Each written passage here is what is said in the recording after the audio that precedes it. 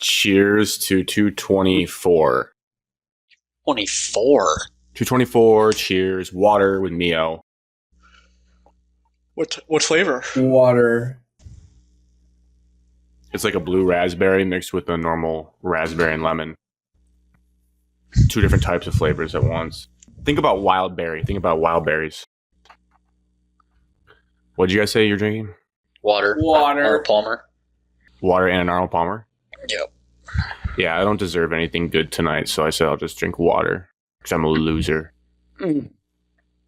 More losses than wins on this show, but one cool win, which we'll talk about first after weekly check-ins, Pookies and Dookies, Michigan State recap versus BC, Michigan recap versus Oklahoma, Lions recap versus Green Bay. Quickly, I mean, not really a preview, but just thoughts on Lions Bears, and it's probably a must-win. But no previews of Michigan and Michigan State because we both play cupcakes next week. So this is one of those weeks where we don't really need to dive into X's and O's or keys to the game for those. You know what those the two keys games. of the game of those are? Show up.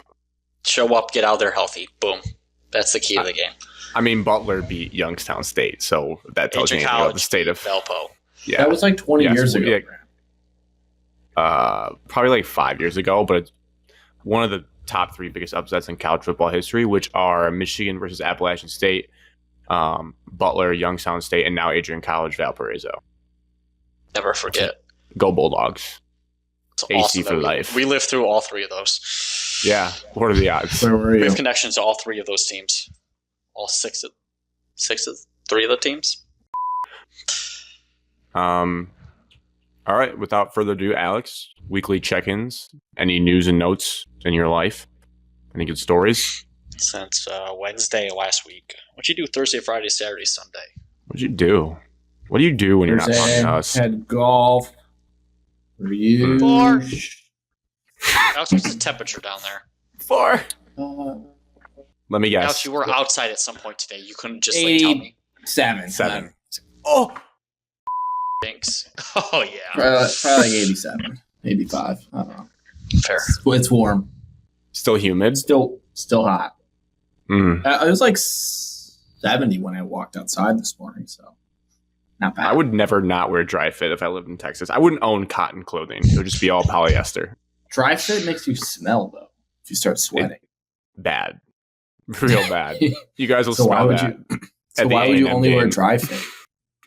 Because I need to stay I don't want to cool. smell that. Then I was in Dallas this weekend. Hang out, Jerry. Went to, What for? yep, Jerry Jones. Good for you. For leisure. I went to a bar on Saturday. 3 bars on Saturday. Holy Whoa. cow.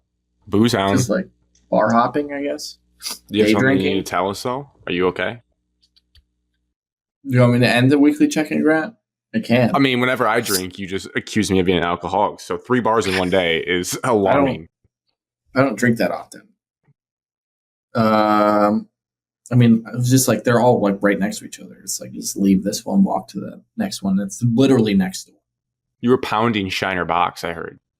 No, I didn't have a single beer. He doesn't drink beer anymore. Sometimes I he mean, does, though. not It just often. depends. But I will. It gives me issues. But yeah, that was fun. Went to a Missouri bar of all places and watched Missouri, Kansas. Good game. Good game. Mizzou Feels fans good. were excited, to say the least. I mean, these Colton grown Pouncey, men shout out. jumping up and down, screaming. They did this weird chant. I don't know. All the SEC and like Southern schools do weird chants. By weird, I It's think they're like- pretty cool. CLEFSONTIGERS. Yeah, it was very similar to that. It was like MIZZO. Like one guy says that, and then everybody else goes, "You." Mm. Sick. Oh, And they did that like 50 Illinois has times. one. Oh yeah, wow. So they're just screaming that. Sunday drove back. How long is a drive from Dallas to home? 3 hours. Whoa. They almost made a bullet But- train, but then they stopped. Alex The told me good that. news is it's like you get on I-45, I-45. and I'm telling you, this road does not even like Just bend go straight. left or right. It's just dead straight. It never moves. I like it. I like that. So I watched on the way back. I watched Red Zone. I was just chilling the whole time. Just a straight drive. No traffic really. It was like 7 lanes. So it's not that bad. It's really not that bad. Yeah, but then Sunday, so I drove back. Didn't do much Sunday. That 3 hours while going like 90 down the Texas highway, because I feel like in Texas there's just no speed limits. 3 hours if you like follow it. Fair. So you got under 3. Yeah, you can make it quick. Caleb Williams looks damn good right now. That boy's moving around the pocket from 50 yards. He slides like an idiot, though. I don't know if he's a baseball background, but that was a pocket awareness. Grant is something that we all want. He just slid on his shoulder, though. He like dove into the ground with his right shoulder, which You're is watching questionable. What Aidan Chiles is going to do for the Lions. Spoilers. So you got back Sunday. Anything? You worked today. I didn't work today. I didn't hold my end of the bargain. Sorry, Did you work boys. today? Someone's got to work in this country. Yeah, the economy's tanking. I'm sorry. That's it. All right. That's all. Evan, news and notes from you? Last Wednesday, Friday Night Lights. Once again, home victory. Hell yeah. Who'd we beat? It's beat good. The Pirates of Pinckney. So no. 2-0, I think, right? 2-0. I haven't played anyone. Then Saturday, 4 more wins I for was the playoffs. Back home in East Lansing. Long day. Home. Oh, yeah. I call that home is where the heart is, Grant. And my heart's always in East Lansing. Fantastic time. Great tailgate. Cold fall weather. Where'd you guys tailgate? A little bit. We were right on Chestnut, right in the front of Breslin Center parking lot. Very nice. Bad throw. Gotcha. Had prime time tailgating spot. So that was all day Saturday, and then Sunday did a little hunting prep out at the farm, and then was fat and lazy and watched Red Zone and football all day. You've been shooting your bow? Oh yeah. Was that the prep? I shot my bow, I think, Sunday? 3 times last week. How's 3 it times feel? last week. Feels good. Scheduled to shoot tomorrow. Yes. I'm still bad at my balance, so everything's right because I can't get there's a little level mark on my sight to make sure you know your level. I can never get that perfect. You think you're like tilting your shoulder alignments off, or what? What do you think? I'm just not strong enough on my lower, firm enough to like push the bow out. So where are we pulling? What poundage are we pulling back? No, I'm super weak. I'm like around 60. I mean, that still adds up, I feel like. 60, 63, somewhere around there. What's like the minimum you need to be able to kill a deer? You can kill a deer on 60. Oh, absolutely. You can kill a deer on like 50, 40. There's little youth kids that pull back like 20 pounds and just you got a sharp enough arrow, that bad boy will fly. So I didn't really do much since last Wednesday. Oh, state mandates are often 30 to 40 pounds. Some require 50 or more for big game like elk. You could kill an elk, Evan, with your bow. Which would be pretty cool. Be awesome. Me, I didn't really do much before the weekend. I did do some foaling. I haven't played foaling ever. I dominated. That game is easy.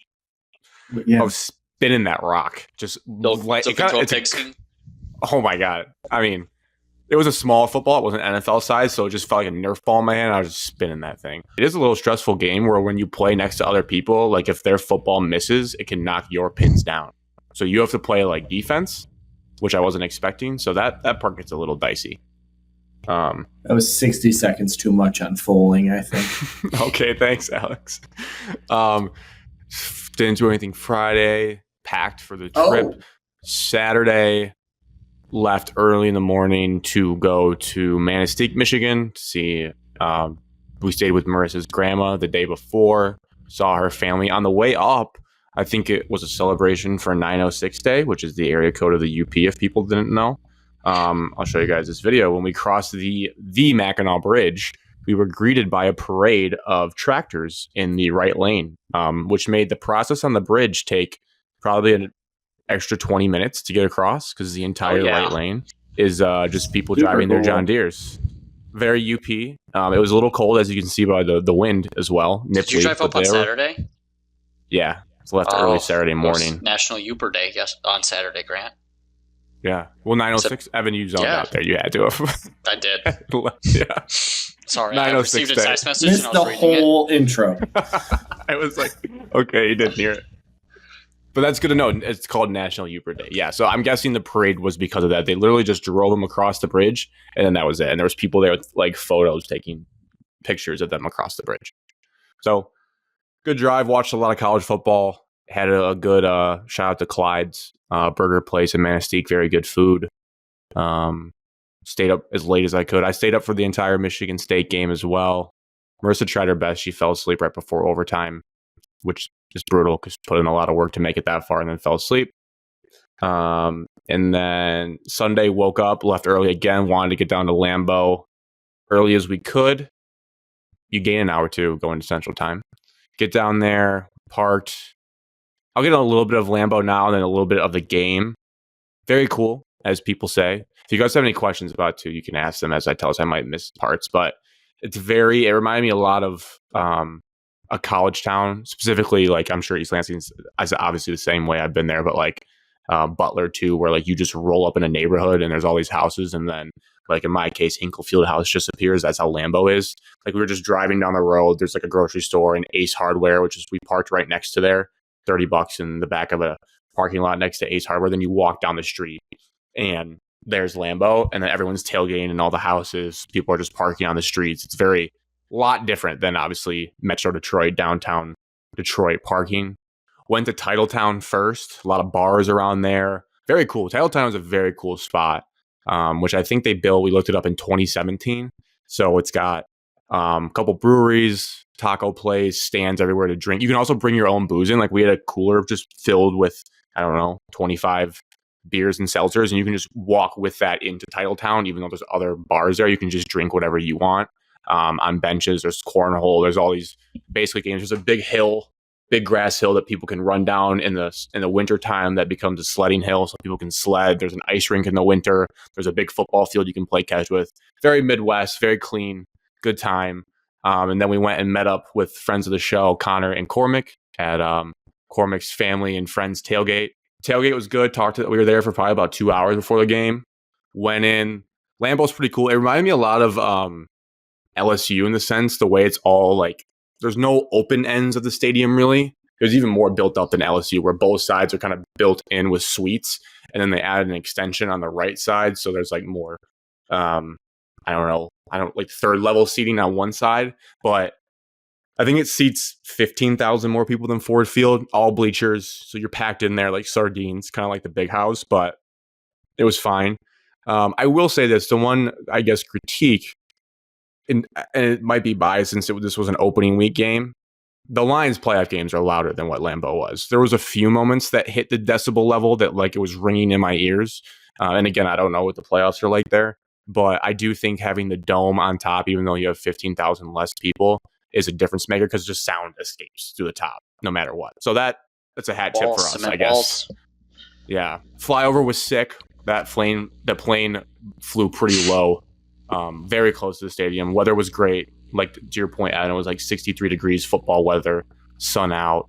It's a good vibe there. Obviously, the game sucked. My only gripe was everyone there was like really nice in Green Bay, just salt to the earth people. They have their old like Midwest humor jokes at you. I had that the jacket I wore the playoff game on. I took that off at one point because I was hot in the stands, and I just had like a black polo on. The guys behind me go, "Oh, thank God, that's so much better." Like joking, like, "Hey, that gaudy jacket's off." So that was funny. But then, so the first drive, Packers are on offense. Everyone stands the whole drive. Packers score. People start to sit down during the TV timeout. I just kept standing because I was like, I didn't want to sit. Really, I was just standing up. And then the guy right behind me goes, "Hey, buddy, you're the only one standing in this entire section." So I didn't really say. I looked at him, and he goes, "Like, you're the only one standing up in the entire section." And I go, "I just said you guys don't stand up on defense." And he goes like, no, or so he said something stupid. And then I just turned around and kept watching. And then sure enough, we come back from TV timeout and all 80,000 people are standing up. So it's like that guy. And then later. So wait, did you stand during any plays or you were just standing waiting? No, I was standing. I just stayed standing. I mean, I sat down at points. You stood up in front of people because you're. Well, the plays weren't going on. It was TV timeout, Alex. Were you listening to him? Oh, he said the plays were going. I also paid for the everyone seats. else in the section stood up. Grant led the charge. Grant was the first one to stand up. Grant never sat down. I told Marissa intermission. Yeah, he said his comment in intermission, but he made one comment underneath his breath later to his buddy saying, like, it's like I'm standing behind a fence pole or something, like during the game. Like I'm sitting behind a fence pole because I was standing up. And I told Marissa after, or before, I was like, I don't like talk shit during games to people, but I was like, I stand. So like, I don't know if the people behind me will have problems with it, but like I stand during games and I'm very passionate about that, where like if you pay for your ticket, you stand up. Like it's totally fine. And that's just the nature of going to a sporting event. If he was like 85 years old, and he was like 30, 40 years old in good shape. So I was like, I really don't care. But people stood up most of the game.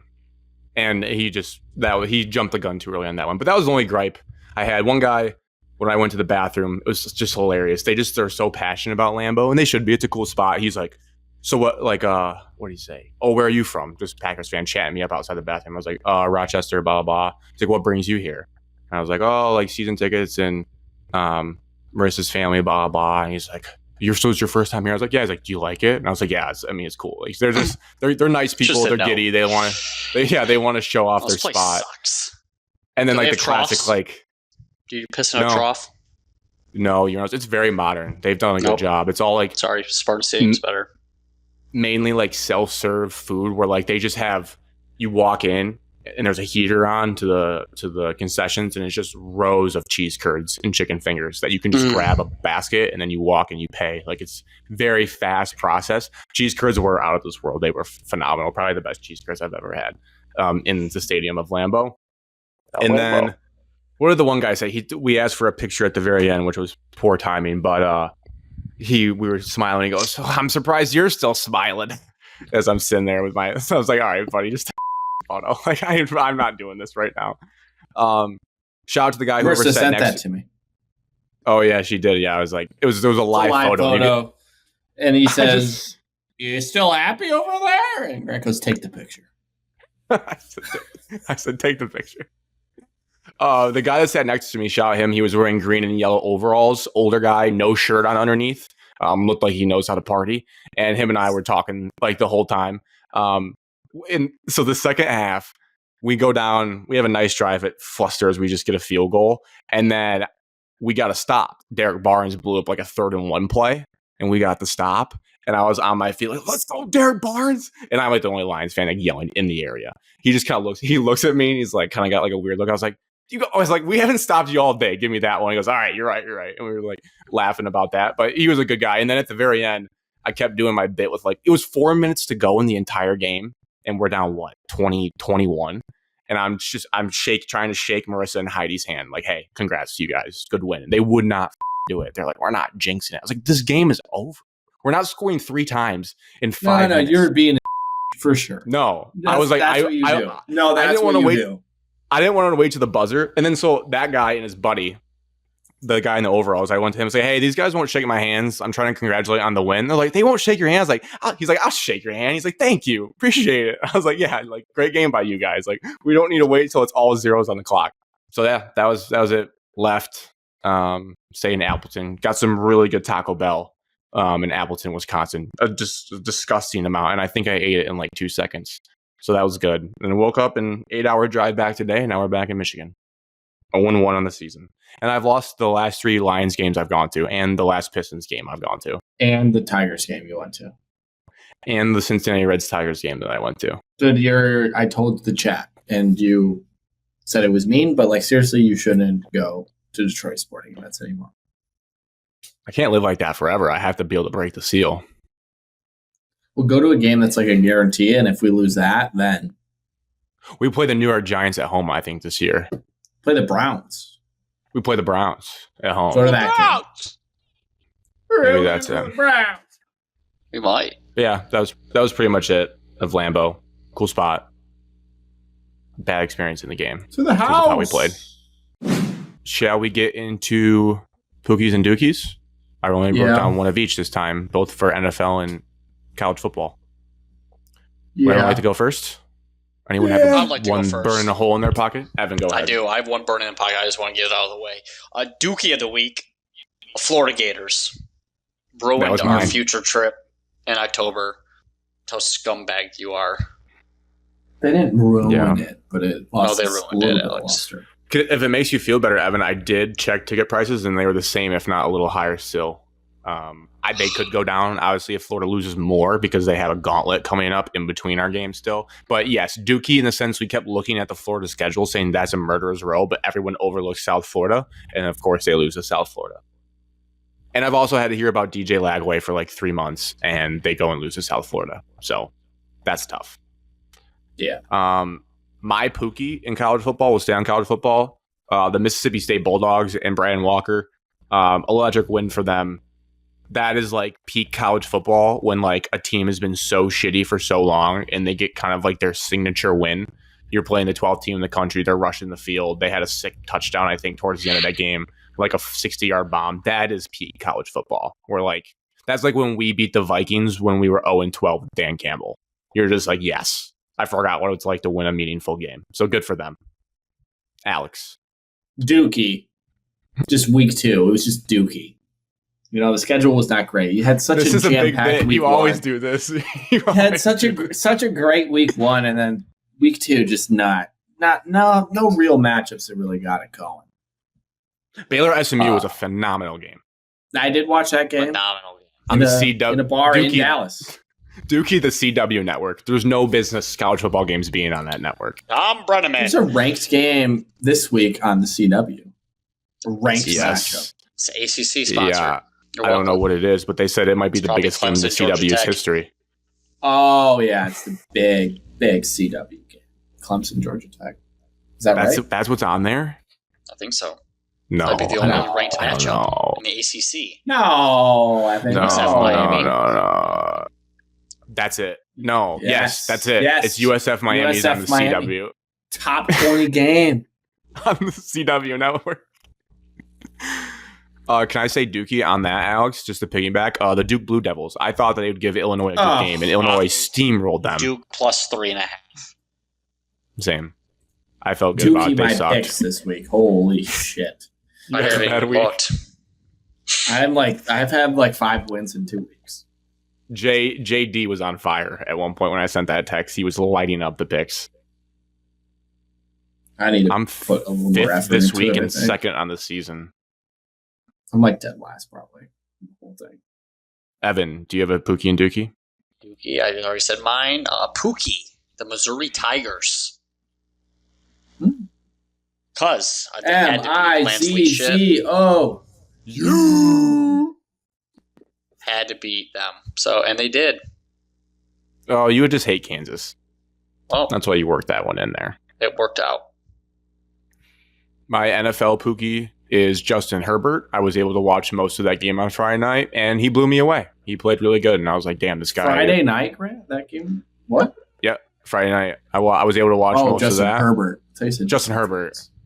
No, Justin Herbert. Yeah, Justin played Herbert's awesome. A dog. He looked good. Real good. Glad I started him. Did you not? No. Probably would have won. Cairo's got you 1 point right now, right? Yeah, extra point. I lost.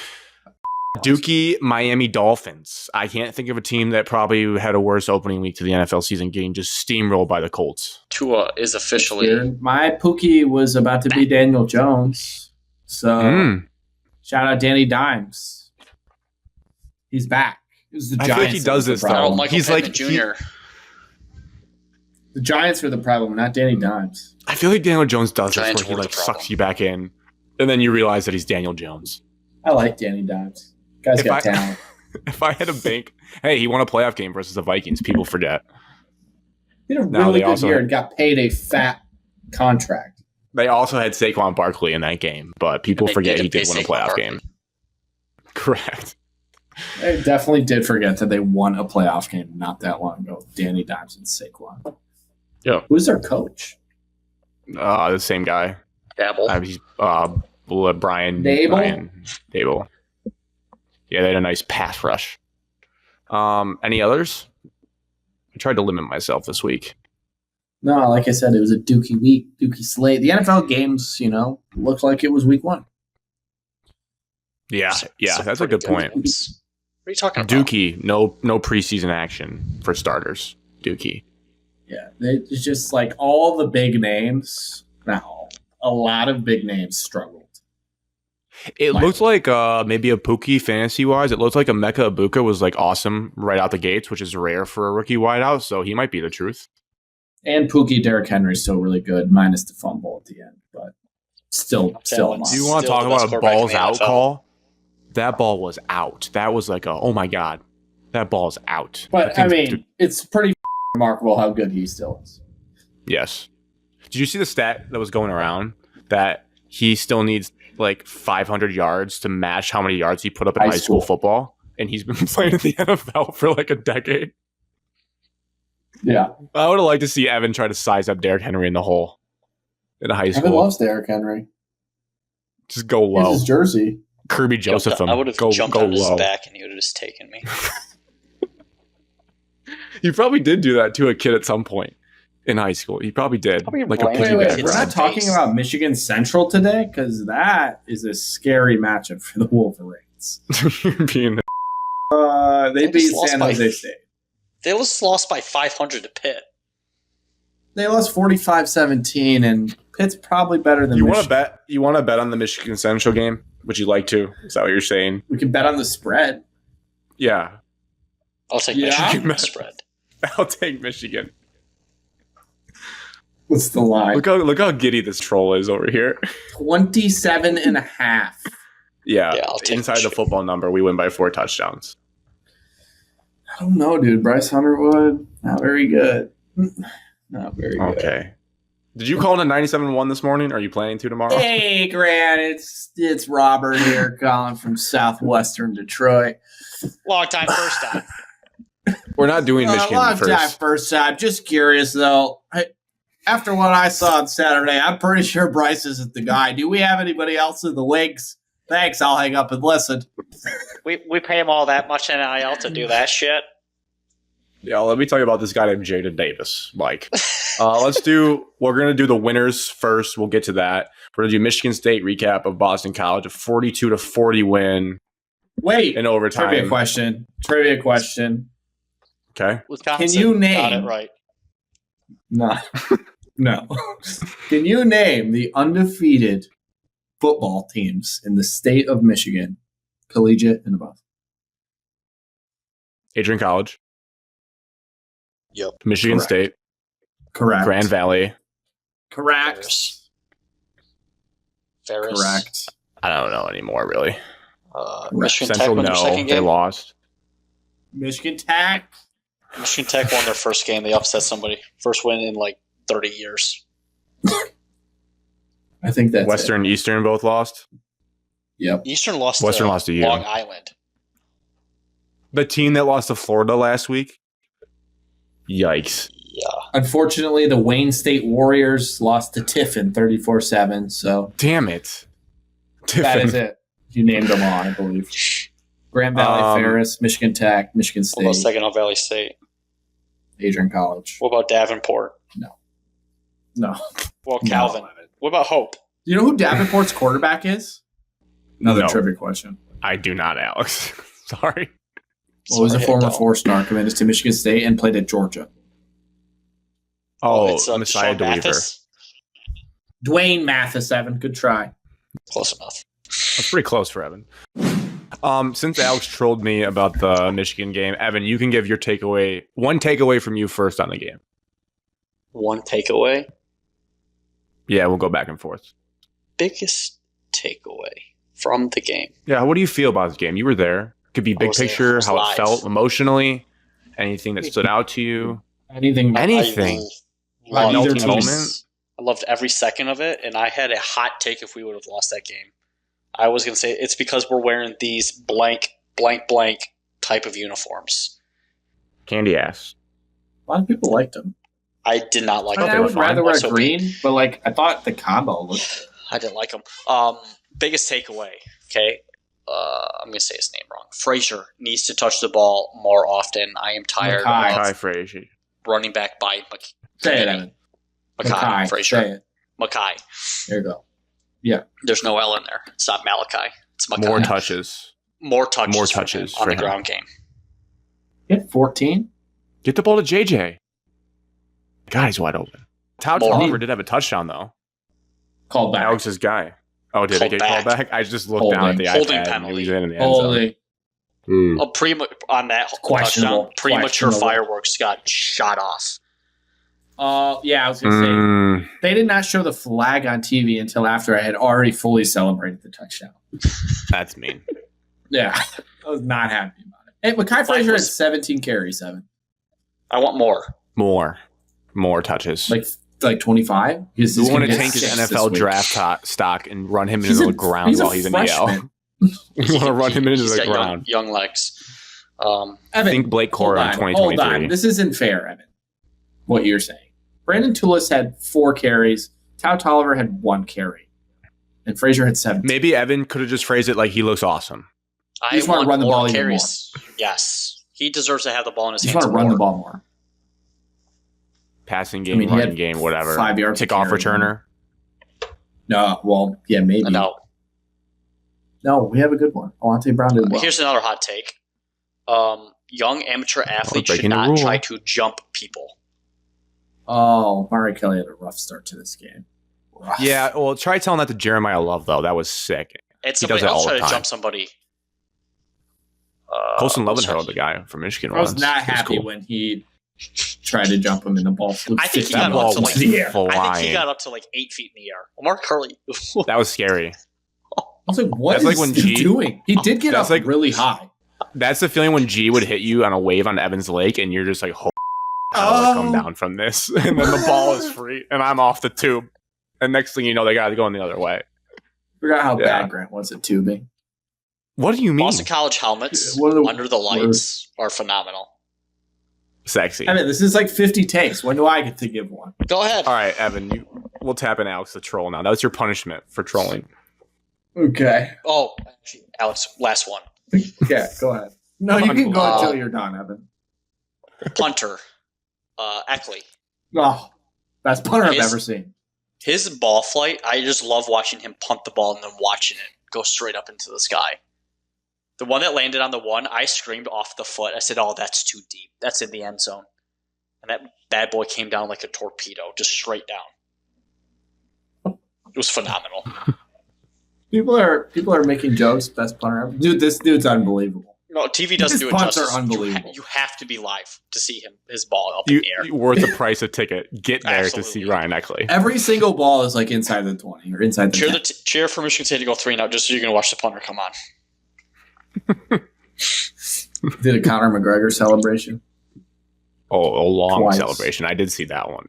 That was a little much. The golf. He hit like a home run into the McGregor, into a stanky leg probably, and then he started twerking like a dog. No, I was kidding. He did the DK Metcalf piss in the end zone like Ole Miss. Okay. Alex, your turn. I'm officially out. I'll give a quick hitter and then you can go. Nick Marsh, really good. Grown man touchdown. Man child.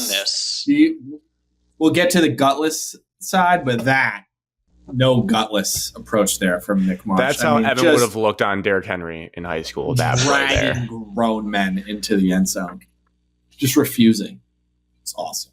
We're not going to talk about Chiles yet. Your next one has to be Chiles. Wow, set career highs in yards and touchdowns. Not yards, but touchdowns. Well, he is single-handedly the reason why we won.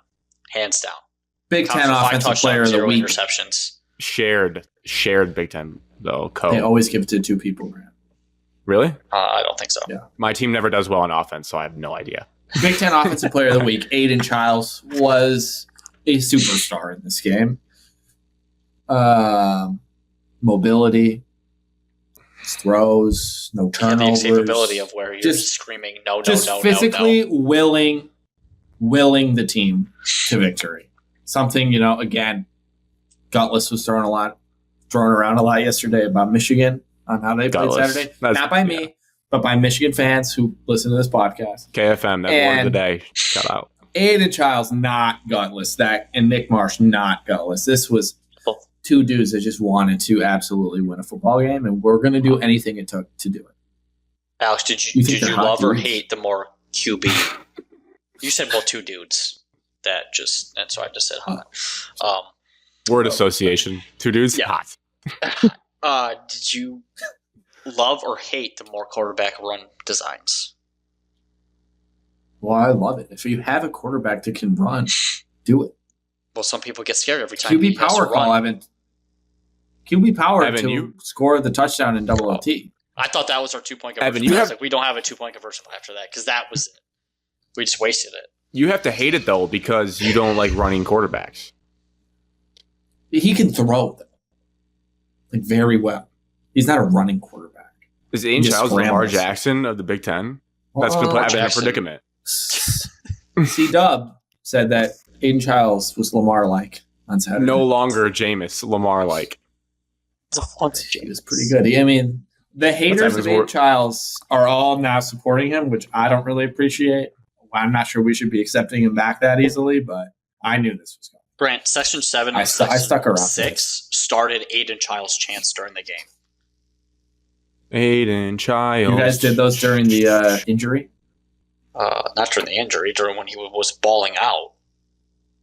Also in our Michigan State group chat, when Aidan Chiles went down, Connor and I, obviously not at the game, a lot of the people were in the group chat were at the game, and Connor's like, is he hurt? I'm like, no, he's fine. He looks fine. He's going to go back in. And then Evan thinks it's funny to send, no, he didn't go back in. To backup. Oh, okay. And I'm like, what? Grant, he looks fine. He's walking around. The backup was warming up, though. No, Grant, I have 100%. The backup was warming up when he was going in. Full eyes on the entire situation. Did not leave my eyes. Okay? Chiles goes down, grabs his knee, slams on the ground, grabs his helmet. I was like, all right, well, that's not good. He's down for a while. Okay? He pops up, walks to the tent, instantly goes into the tent. Okay. Never good. So we go into overtime. Boston College gets whatever, a first down. We don't get the safety, whatever. They move it out.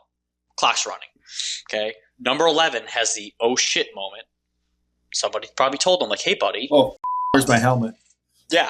It's overtime. You gotta go get warmed up. Before he even gets out on the field to warm up, literally half the offense is going around up to him, like grabbing him by the face, like, Brucey, your time to shine, buddy, and smacking him on the helmet, smacking him on the pads, like, you got this. You have to go do it. That guy's throwing two passes. So he's out there taking for snaps, 2 pick throwing the ball, taking snaps, throwing the ball, taking snaps, throwing the ball.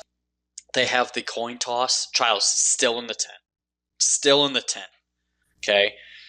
He's still warming up. And I'm like, holy crap. I was like, the backup's going in. All of this shit just for us to lose in overtime because our starting quarterback gets hurt. Okay. Chiles comes out of the tent. Clearly, he wants to go back in and play. Meanwhile, like, we have the whole TV timeout. Thank God there's a TV timeout. The entire offense is in a huddle. Yeah. Chiles is just, like, trainer probably told him, hey, you need to run down and back. I need to see you. So he's doing high knees up and down the bench. Just high knees. And they're in the play huddle. Like, as soon as they break to go out, Chiles just runs out there and is like, hey, number 11, get your ass back. Don't worry, I got it. Literally, like, the last second that you could put a quarterback back into the game, happened. Probably didn't even know the play. Just ran out there. He probably just went out there, audible at the line. I'll figure it out. This is what we're running it. Try to pronounce number 11's last name. Milivojevic. There's definitely an itch. There's definitely a mill and an itch. It's Milivojevic. Miljojevic, maybe. Milivojevic. That's a cool name. Okay, I can see how that would be dramatic. Yeah, thank God even going. You'd be handing off though right to Mekhi Frazier if he wasn't there. Oh my God, it'd be 3 handoffs, take a field goal, pray that we save. Which we would. Yeah. Next take. It's a 2-part take. One, credit to Boston College. Their offensive concepts were really nice. Bill O'Brien can definitely coach football. Very good coach. Surprised. I don't think he'll be at Boston College very long. I feel like he could definitely go somewhere better. Get any? Well, Alabama's going to be open, so he might go there. Oh, good point. The head coach of the Alabama Crimson Tide, Bill O'Brien. Dude, this is a guy. I looked at Bill O'Brien today, like his Wikipedia page. This is a guy that made the playoffs 4 times with the Texans, won 10-plus games multiple times. Was up 30 points on the Chiefs in the AFC Championship game. Yeah, I mean, this guy can coach football. Now, he might be a scumbag. I don't remember why he got fired, but no, he won the division 4 out of 6 Oh, he was a GM. times. He was the They made him GM, and he GM traded, too. It was too much. Traded Hopkins. And then him and Deshaun Watson didn't like each other. But I think he was on the right side of history on that one. I think he was. Now that we know what happened to Deshaun Well, the guy Watson. made the playoffs 4 out of 6 times. He turned Penn State back into something. They were 2-10 when he took over. They were a joke. Yeah. And then you got Christian Hackenberg, which we then beat them by That QB 40 can at sling it. I home. told you that. Yeah, Lonergan Lonergan good can throw player, gets it out quick. I mean, he's not like flashy, but he's very decisive, quick, never like messes up. They ran the same about 4 or 5 main pass concepts that we could not cover. USR linebackers to fill the other side of the crossing coin. routes. USR linebackers to fill Use a those run lane crossers. and set the edge. Accomplished. USR our linebackers to cover a running back or a tight end. And cover anyone. Pray for mercy. I think it's been that way. It's been that way for a long time. I mean, most college QBs struggle with pass coverage, or linebackers struggle. Linebackers with pass typically struggle unless you're in the NFL. But the corners that started the game were awful, like horrible. Aidan, I think he's on the right side. He was horrendous. Horrendous. He got benched for the true freshman that I talked about last week. Wiley? West, they brought him in. West. They brought him in. He was much better. They didn't even go his way. So he was terrible. The other kid, Bell, he was terrible as well. He got benched for Rucker. So I don't know why those dudes were starting. They were bad. Malik Spencer being out for like 2 quarters was not great. Got injured in like the first quarter and then missed like all first half basically. You could tell that was a big drop off. He did come back in the game. That's good. But a huge drop off when both your starting safeties are out. You just like throwing guesses at that point of hoping someone can perform. Jordan Hall was good. Really good. 15 tackles. Darius Snow was good. Which is surprising. I did not think this would be a game that he would play well. 1.5 Tiffle for him. He's more of like the run stuffer kind of nickel, I think. That's what he plays. I will say one thing. I didn't like our defensive alignment when they ran tight end. If they had a traditional tight end on one side, our defensive end was still on the inside of the tight end. So they would just block down with the tight end, and then they would just have their double pull, sweep, buck, whatever you want to call it, and get out on the perimeter. It worked most of the time. There's a couple TFLs there, but like that main concept, we're going to have to adjust to a tight end scheme. Luckily, we won't have to worry about it until stop the run. Nebraska. Yeah. Nebraska is when you're actually going to see them run the football 30 times. USC is going to throw the ball for 600 against us 80 times. Yeah. 25 carries, 67 yards, 2.7 a pop. Concerning, I guess. I'm guessing I did not watch this game, and I have not. I watched parts of it, did not watch it back in full, but they threw 45 times, and you guys had 0 sacks. So I'm assuming that's an area of focus. Yes, we did not have one. I didn't think we were lacking push. Like, we were pushing the offensive line back. This dude would get the ball out so quick. We were just sitting like 10 yards back, the DBs. And he would just snap it, throw it out in the flat, like immediately every time. So like I would say like versus the Lions in the playoff game. Literally just getting the ball out. I wouldn't say it was like that much of a. I mean, yeah, you'd like more pressure, but I don't think that was like the main issue. I think it was more of like we let them. We kind of sat back, and he just threw it out immediately every time. Their tight end had 8 catches for 84 yards and a touchdown. To Evan's point, that is just not good. But we bend don't break in the second half. We gave up 13 points in the second half, so 1 touchdown second half. Then you go into overtime. No. 6 points in the second half. It was 21-14 at halftime. Yeah. This feels like overtime was 27-27. I thought overtime was 34-34. We did not give up a touchdown in the second half. No, there was 2 overtimes too. I guess that would be right. 21-14 at half. Field goal, punt, field goal, end of game. 6. Yeah. Defense played well in the second half. Time of possession, baby. Bad first half, though. Like, That's when I sent the 1-800-DEAD gift because the defense was looking. Scotty Second Hazelton quarter against was Ohio they had State. 3 touchdowns in the second quarter. Yeah, it was bad. Yeah, look and at these not to drives. mention they fumbled on the 1 yard line that they could have scored at the beginning of the game. Yeah, because 6 plays, 88 yards. that 8 drive, plays, Alex, 49. we 10 plays, fumbled 80. Omar Kelly fumbled the punt. Yeah, punt So fumble. they should have never had that So then fumble they were into already the in end red zone. zone. Yeah. Sorry, Yeah. Grant, continue. What were their drives in the Defense second adjustments were great in the No, second you're good. half. They deserve credit for that. Did this set off any my questions as a radio caller would be any like alarm bells for the defense long term? And let me explain. Like first game, it was offense kind of hit a stall in the second half. Defense looked great, but then we totally flip it. So it's cool you can win in multiple ways. More, Alex, you were saying you thought Michigan State should win this game by like 14 points or 10 points. So I'm just curious your thoughts. I think it was available to do that. So it was really 2 halves. The first half, offensive play calling was kind of tentative. It was not that aggressive. Second half, they were like, holy shit, we have a good quarterback, a really good wide receiver, and we're running the ball pretty effectively. Like, maybe we should just, air it out a little. And Nick Marsh said, give me the damn ball at halftime. He did. The legend goes. He was watching the same thing and be like, what are we doing, guys? Like, I'm one-on-one versus a scrub. Give me the damn ball.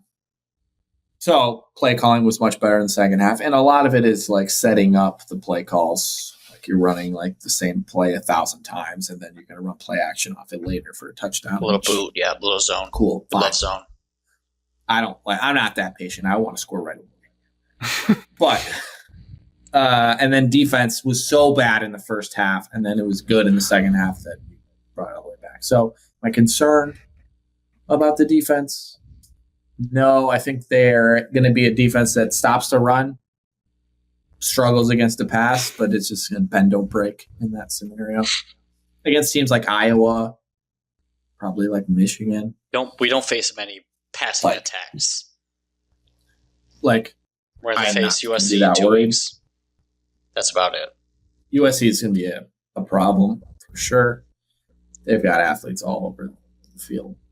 They're going to light it up. But no, I would say this is what I would say. Glass half full in the situation against Boston College. This offense that Boston College has is a complete 180, 360, whatever you want to say, compared to last year that we had a scheme for. Last year was multiple tight ends, multiple running backs, multiple motions, and a running quarterback. Now you have no film on them. Mm-hmm. You have one meaningless game of film on their so-called playbook. So you have to adjust on the fly. Credit to Michigan State. This is the first time in forever that we actually won the second half, because usually it's the other way around. Usually we lose the second half and halftime adjustments usually goes to the other team. That was one of your guys' keys going in. Yep. Alex and I, we won our must-win game as a program. program. A half of tape. You get a half of tape from Boston College when you didn't really know what they were going to do, and then you win the second half 13-6. You win the game. Shout out Joe Russell. So that's encouraging. Was this the most satisfying win since Iowa last year, or in terms of emotions, I don't feeling? think we had a win since Iowa. That was like you beat Purdue after Iowa. We beat Purdue. I just didn't know if this ranks higher because it feels like you're turning a corner now. Grant, this ranks higher I walked out of that game. Iowa. I was walking the streets of East Lansing, and I said that was the top 5 Michigan State football game I've ever attended. Wow. It was a fun game for sure. Now, is the opponent some like world beater, top 10? No. Like we've obviously in our lives watched many huge wins, but like that game was top 5 game. and it was a game that I've attended. Michigan State, Nebraska was an overtime game. Jayden Reed, wasn't that a couple years ago? That probably was fun. That was one I actually thought about.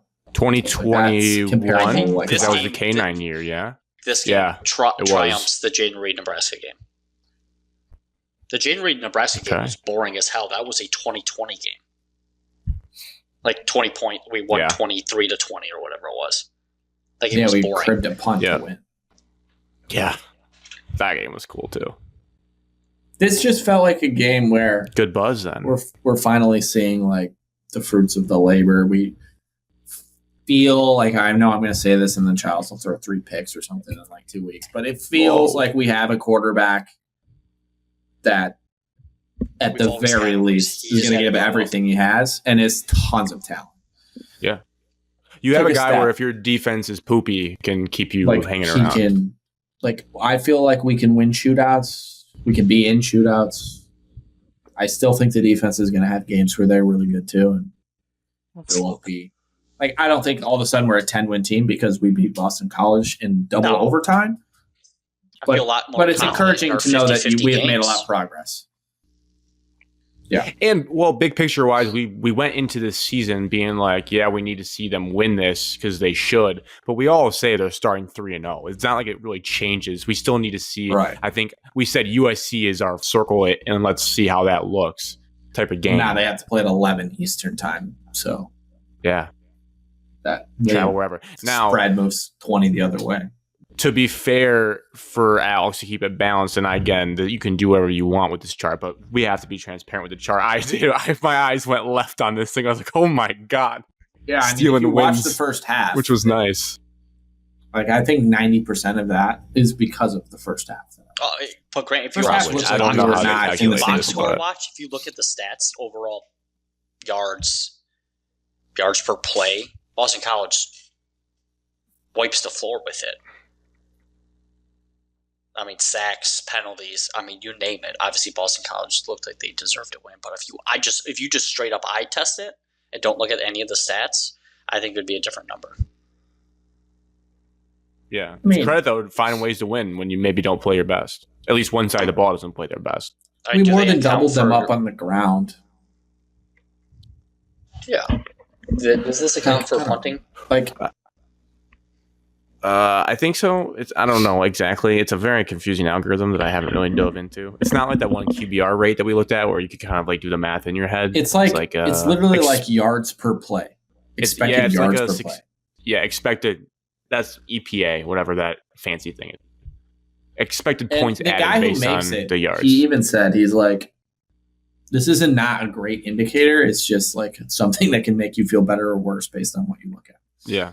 I mean, that's what football is. There's swing plays in every game. What was like, I guess, based on this, what were some of the biggest swing plays as someone that didn't watch the game? 50-yard bomb to start the second half to tie the game. the Marsh tutty, was because that's not huge. like a sustained drive. That's just like a boom one shot college play where like all the games 50-yard flipped on its head. field goal from the first ever college attempt from the kid, and he freaking Mm. drills Huge. it. I gave the group chat a 0% chance he'd make that. And he drilled it. I think the Joke's on biggest you. like first I mean, half but also- moments were the two big kick returns. Because like they scored a touchdown, it was looking bleak, and then we returned a kick like 60 yards into their territory. Like that's huge to just bring back some life immediately. But 50-yard field goal is I mean, remarkable. we I thought got that we was got a easy. touchdown called off. He hadn't even in practice the 50-yarder in practice. Really? Yeah, we had a basically game-sealing touchdown. That guy, the Tao Tolliver one, that would have won the game probably in regulation, and then you got to hold on that. Okay, Way- but also Grant, let me go back here. I think we have two Wait, timeouts, one Cairo timeout. Santos 42-yarder. huge. One moment, Evan. Hold your thought. We need it, Cairo. We need He it. snuck it in that dirty So what? boy. We're down 5 now. Oh yeah, we're back. Down 6. Oh, that barely went. Barely. Okay, Evan, you had one timeout left. I'm with you. I got you. We have one timeout, two timeouts left, Alex. I don't remember. I don't recall. End of regulation. Okay, we're on the plus 40-yard line. I think with two timeouts. Yeah. And we decided to Sack. throw the ball 3 times in a row. The sacks. The worst. You're on the 40. The pass You would run the blocking ball. was good all game, and then that drive. Whoa. Just got beat. You can like 3 run the times ball in a row. and get up to the 30-yard Yeah. line and attempt your 47-yard field goal for the win. That's it. That's all you got to do. I felt like we were too greedy Yeah, there in and that Chiles situation. immediately too. 20-yard scamper on the first play. You're like, all right, we're just gonna win in regulation. This is Yes. fine. Chiles is too good right now. No one can stop him. And then Yeah. play calling was suspect. Couldn't block anyone. Yeah, that was discouraging. So going into overtime, I was feeling pretty bad. Then we score right away. Because, yeah, then we lose the toss. And you're like, oh, even worse. What I realize is that I like in overtime, I think I like having the ball first. The first That's overtime, what I so you get the decided. ball second for the Controversial? second overtime. If you can promise me my team's going to score a touchdown, yes. Yeah, because But, like then, I mean, then there's so much pressure on the second team. Like there's more pressure on the second offense. Well, let's say this. If you're in a shootout type game, give me the ball. Because I Yeah. feel good we're going to score from the 25. Oh, they're showing all of our trick plays right now, and I'm sad that we lost. Credit to Boston College too. They also just immediately scored on their possession. And I was like, oh. Yo, yeah. Then they tight end was scored sick. again immediately on theirs. In 2 plays. You know what pissed me off? Second And I was like, overtime. oh no. Okay, second overtime. The first play, they run a little tight end leak. It's the hot commodity in like offensive play calls now. Is tight end leak. Yeah, they're like 100% hit rate. They always were. Yes. Up the sideline where Michigan State doesn't cover it well. That same play, Michigan State tried to run on the very, very first play of overtime. We ran that same exact play concept, and Boston College covered it. We threw it out to Mark Kelly in the flat for 4 or 5 yards. But we ran the same exact play, and then our defense turned around, can't do it. Literally like a minute later. It pissed me off. Were you pissing your pants in the I think it was the second overtime when it was 3rd and 3? Or first overtime? First 3rd overtime, and 3? absolutely. I Or said like- this is a field goal. I said we lost. It's a field goal. Were you like, if we don't get this, are we going to go for it? Are we going to kick it? What are we going to do? I already said. Oh my God, I was so panicked. I already said we kicked a field goal. I was like, we lost. Was that the And Chiles Chiles was scramble? taking No, it was- he or no? hit Kelly right in the middle of the field. Kelly just over the right middle. in his chest. But he took a while. I'm like, oh my God, no one's open. We're dead. I stood up after the game, just after as soon as Kelly caught it and the lights and everything. I just stood up on the bleachers, just with both hands up in the air.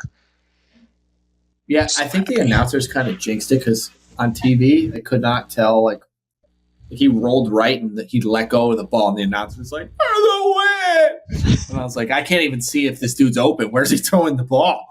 And it was an absolute dime pass.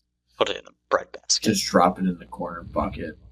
I mean, yeah, Chiles was pretty special this game. I don't know how good Boston College's defense is, but it can't be that much worse than some of the teams are playing. Where would you put him in your QB rankings, Adam? 4. In the Big Ten, you put him at 4. 59-yard field goal, good. Podcast, Evan. Aidan Chiles, Big Ten ranked quarterback. He would be John fourth. from West Bloomfield here. I'm curious. He would be 4th. Who's ahead of him? Good question. No idea. Don't have my notebook with me. Drew Aller. Aller, Dante Moore. Dante Moore looks nice. You So put far. Sayin in front of him? Julian Chiles is Sandy. better than saying. I said it. Right now he is. I would say for the comments on that, we're gonna do that next week. We're gonna reassess our rankings. We need another week of that's evaluations. it's still going. I haven't Dude. looked at it in a while. This is up to 1,300 likes and 85 comments. They just keep pouring in because I don't know if people look at it and say, "Did you guys make this today?" This was made before the season started. But like, it's just people are using this graphic to like debate as things change in the league on a week-to-week basis. I was not a Which- part of that ranking, for Which the record. kind of makes me want to never update it and just And see actually, how long when it I goes. saw the ranking, I sent it to Grant and said, what is this? But also, you sent Because your I 10, thought the and ranking it was was terrible. your ranking was similar. No, It was. it probably was. But Gronowski's so dog shit. That should have been All a right, dookie. buddy. Oh my God, that guy's terrible. The They guy's almost won. terrible. It's about winning the game, Alex. They didn't though. Oh, Um, Bears. Time What out. do you mean Bears? Times are up. We're at Minnesota halftime, aren't we? kicked it. Minnesota kicked a 59-yard I thought field Luther goal. Burden Right? was It's 10 going to to crib 6. that. Yeah, we're sitting at halftime. Grant, Thank Luther God Burden that was wasn't cribbed kicked a Cairo 59-yard field goal. Santos. Yeah, thankfully that was not Cairo Santos. Grant, kicking any that. Michigan State questions you have for us? Anything you want to know? No, the two I wrote down were about the alarm bells for the defense and most satisfying wins since Iowa. I mean, That's yes, the defense gave up 40 points on the scoreboard, but really they only gave up 27. So It's fair. it's not that Good bad. second half, like you said. Let's go to a loss now. 2 losses to get to here on the show. We don't need to clap for that. But you can clap for that. To each their own. Michigan both. goes to 100%. Oklahoma, loses 24-17. 24-13.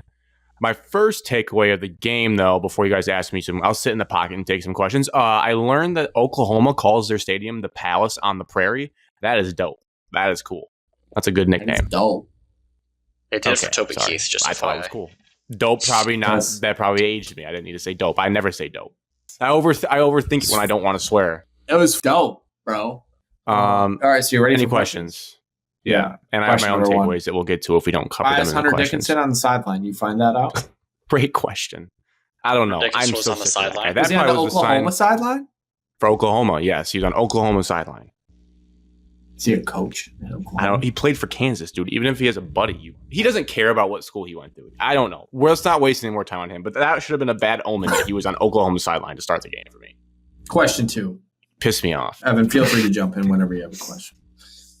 Question 2. Thoughts on the Bryce Underwood, Justice Haynes spat on the sideline? I actually liked what the people want to hear. I actually liked it. I think a lot of people, especially the blue hairs, the old heads. I know a lot of the old heads think that a freshman should not be yelling at it. No, I love it. That's sports. If you ever played in sports, you get in dust up sometimes with your teammates, miscommunications. Clearly needed to be talked about, and I don't care. They're passionate. And then like a second goes by and they're dapping each other up in the end zone. They're fine. I would have been more concerned if we weren't addressing why one unit thinks we're running an RPO and the other thinks that it's not. So I'm glad they hashed that out. I like that. It showed me they cared. Question 3. Nice arm, Evan. Question 3.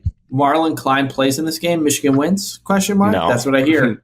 No one's saying that legitimately. What you can say is it is a fair thing to say that he's probably the favorite comfort blanket of the offense. There's probably 2 legitimate pass catchers that we have that you feel okay about when the ball goes in their direction, and him being out, finding that out midweek through the rumor mill gave me bad vibes going into the game as well. All hands on deck type of game. Their fourth question, I think. The 2 people being Klein and McCauley, if we're going to talk about the 2 people. Those who I'm referring to. I'll say I was out on McCauley. I thought he looked all right. So good for him for making a nice couple grabs. David Tyree type one. It was good to see. Haven't seen someone want to jump ball like that since Roman Wilson. Question 4. Trenches look pretty bad. I would like to say I rewatched this game outside of the ball nowhere. Because I did not watch it live, but I watched this game. Outside of the Justice Haynes touchdown run, the offensive line did not look very good, in my opinion. And the defensive line was Fairness not Alex, in the Justin Haynes touchdown run, they had 7 either. offensive So I was just curious. Well, listen, that was a good play call and a good touchdown. I agree. But Grant, thoughts on the trenches, and do you have a alarm bell ringing, or do you think like they're fine? Because every week since preseason, I said that I was worried about the O-line and I was worried about the D-line. You keep telling me that they're fine. So tell me again. It would be, as KFM said, hashtag gutless is a good way to describe the trenches play. I do think it'll get better as the year goes on. I don't think they're a doomed unit. I do think context matters. Losing your probably most experienced offensive lineman, captain of the team, El Hadi at left guard, pretty early in the game, kind of throws things into a loop a little bit. There's a couple guys that got in that probably should not have been, but that's football. That's going to happen. To your point, Alex, if you take out the 75-yarder, which I always go back and forth and people are like, oh, if you remove that play, well, like they did earn that. So that did happen. But if you were to take that out, they had 31 carries for 71 yards, which is 2.3 per. That's what Sharon Moore said. Like, yeah, we did have a home run, but we need more sustainable 4-yard runs, even 3.5-yard runs, so you can get to manageable. Yeah, I would just say, I don't know. It's like a lot of the guys on the line are 4-star guys. So it's not like a lack of talent, and they've all been there a long time. They were talking about third-year guys in the program, which over the course of the last few years as a Michigan football fan pretty much meant like, yeah, they're going to be good, right? If he's 4 stars, he's been in the program for 3 years, he's developed under Ben Herbert. And ironically enough, been coached by Sharon Moore in the O-line room, he's going to be good. And he's going to probably get drafted. I was just going to say, who's your O-line coach?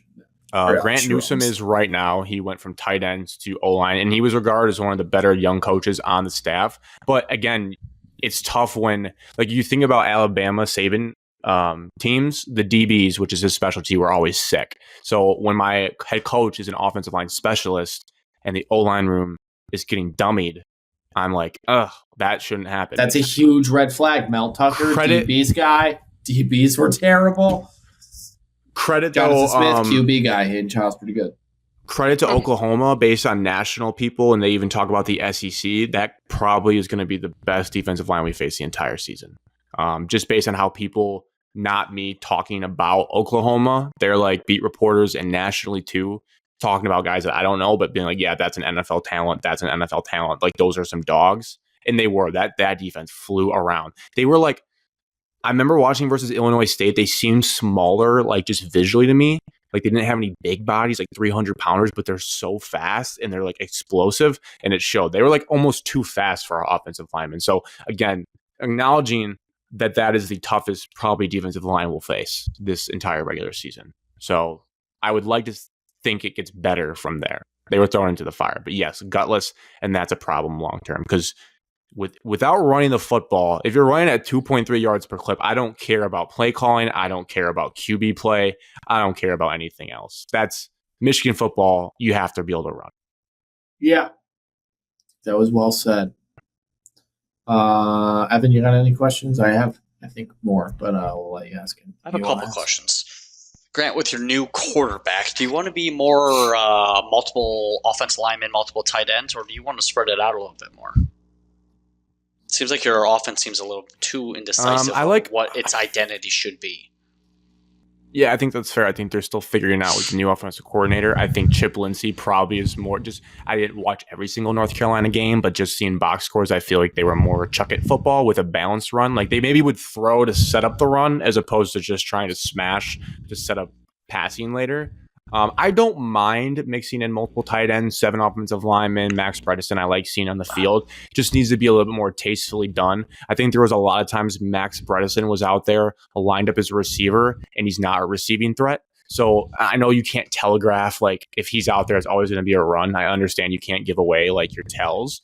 But I don't know about, in terms of, Evan, the scheme and how it looks. I would just say the mentality of going into a game like that, very passive, just really pissed myself and a lot of the fan base off, where trying to, like let's say this right out of the gate, he didn't go in and throw 3 interceptions. Guess what? Doesn't matter. He threw 0 and you still lost the game, and you didn't really have a chance to win the game. So if I'm going to play conservative and I'm going to lose by 9 and it shouldn't have been that close, I'd rather see him go in and go down swinging and throw 3 picks. Right? Like if we're going to lose either way, at least give me a shot to win the game, because this playing this conservative, like we're going to kick field goals, we're not going to go for it on 4th down. You know what it was? Kirk Cignetti playing Notre Dame in the playoff is what I felt like I was watching. I was like, are we just trying to play this game so we lose by less than 10, or are we trying to win the football game? We also lost by 11 now that I'm doing the math again. No. 16, yes. 19. Yeah, we lost by 11. So bad at math. So we didn't even, right? Like, that's what it felt like. We're playing soft. We're playing scared. Let the kid go out and make freshman mistakes if we're going to do that. And maybe this is what they needed to see. Maybe they're like, we think our best way to win is to be conservative. But now hopefully you would like to see the growth of like, all right, that's not the best. When we go to Nebraska, we're not going to try to play like this. We're going to try to win the football game. So I kind of danced around that. But more mentality than actual scheme X's and O's. I like the kind of goofy personnel sometimes. I have a question. Bryce Hunter with 3 carries, -1 yard. Go ahead. Evan? Great, you can answer. That was a huge pause. You go, Evan. Alex already asked this question. No one asked the question yet, though. He said Bryce Hunter. I said carries, Bryce Hunter with 3 carries, -1 yards. He doesn't run the ball. He doesn't look to run. Is that a concern? I think he should use his wheels if he has them. He had one scramble, I think, for like 9 yards. It looked nice. Like visually seeing him run looks good. But I think we talked about, Alex, you had said like tendency of quarterbacks when they're young is just to take off and run. He doesn't do that. And again, that goes to his mentality of like, I think he feels like he's more of a pocket passer, and that's fine if that's what he is. It's more on the coaching staff to let him run. And that was one of the biggest red flags of our head coach coming out of the day, is just some quotes he's had that kind of seemed dumb. And you start to like try to read between the lines of like, all right, are they making bad decisions on the field, but is what they're saying after like making sense? Like, I'll use the example of Dan Campbell, since I always think about the Lions and how they compare. Is like Dan and the Lions kind of did some silly stuff to start, but it always felt like Dan was like learning from it, and he was like honest, like, yeah, maybe I would do that differently. Like, they asked Sharon about it again, running the football, and it was so transparent. John Mateer'd just throwing his body on the line, running for 70 yards, like just gamer in that sense of the game. But Sharon goes, "Oh, we'd like to eventually see Bryce run more, but if you're going to run your quarterback, you need to have at least a good backup, or like you need to have a second quarterback ready to go." And it's like, that is the dumbest I have ever heard. Like, you think Jonathan Smith was like coming to Aidan Chiles and be like, "Hey, you can't scramble like that because we're not going to send Emilio Havich out there." Or like, they're like, "Hey, Lamar, Josh Allen, please don't run as much on Sunday Night Football because we're nervous about the backup going in." Like, that's the mentality I'm talking about. Like, we're going on the road. You're traveling, you versus the world in Norman, Oklahoma versus Brent Venables, and you're handcuffing your 18-year-old athletic freak who can do backflips in pregame warmups, and you're like, "No, don't run the football because we're scared you're going to get hurt and we have to play Jane Davis." Like, that is just a horrible mentality to take in a football game. Nonetheless, a top 15 matchup on the road. Like, everything should be on the table with that kid. If he gets hurt, he gets hurt. That is football. Okay, that's what you sign up for. You're not going to protect the kid. He's more likely to get like a blindside sack and get hurt. Like, when Chiles got hurt, it was from a passing play. It wasn't from him scrambling around. So, yeah, he needs to run more. And that answer by him in the press conference today was very, very alarming. Evan? Offensive coordinator, should he or should he not be fired? It's just what I'm reading by Michigan fans. Lindsay? Yep. He should not be fired. I'm just reading Facebook messages, Twitter messages, Twitter bots, whatever you want to call them, idiots, senile old men. They're asking for his head. So you can't blame the offensive coordinator when the offensive line's getting reset 3 yards into the backfield when you try to run an outside zone. That's just not Michigan football. That's not his fault. Doesn't matter what he called. If you can't run, it limits you a lot. But people are talking that way on the internet. Alex. Samaj Morgan's a loser and he sucks. Shouldn't be playing. Okay. Whoa. Did have a nice catch to start the game. I think he had like a scamper a little bit, but kid's terrible. That's about it. Did you have another question? Yeah, I was told that Jordan Marshall was some like superstar running back because he had a good bowl game when bowl games don't matter. So I was just curious, like, if we're still expecting him to be Reggie Bush this year, or if we're thinking he's more of like a Lendale White complimentary back. I would say he's like the Jordan back. I would say Justice Haynes is obviously better, but also to the point of if Justice Haynes, which he did, so credit to him, hit the 75-yarder, it's not like his rushing stats look that much better. Like, the offensive line was just atrocious. Like, he just got a lot more carries. That was all. 50 divided by 18. I mean, Justice Haynes was 2.7 yards per carry without the home run that he hit, which he has that ability. I don't think Jordan Marshall could have cribbed that. So there's a clear one back in the room. He's a 5-star for a reason. I don't think Jordan Marshall. I'm not selling any Jordan Marshall stock because of that performance.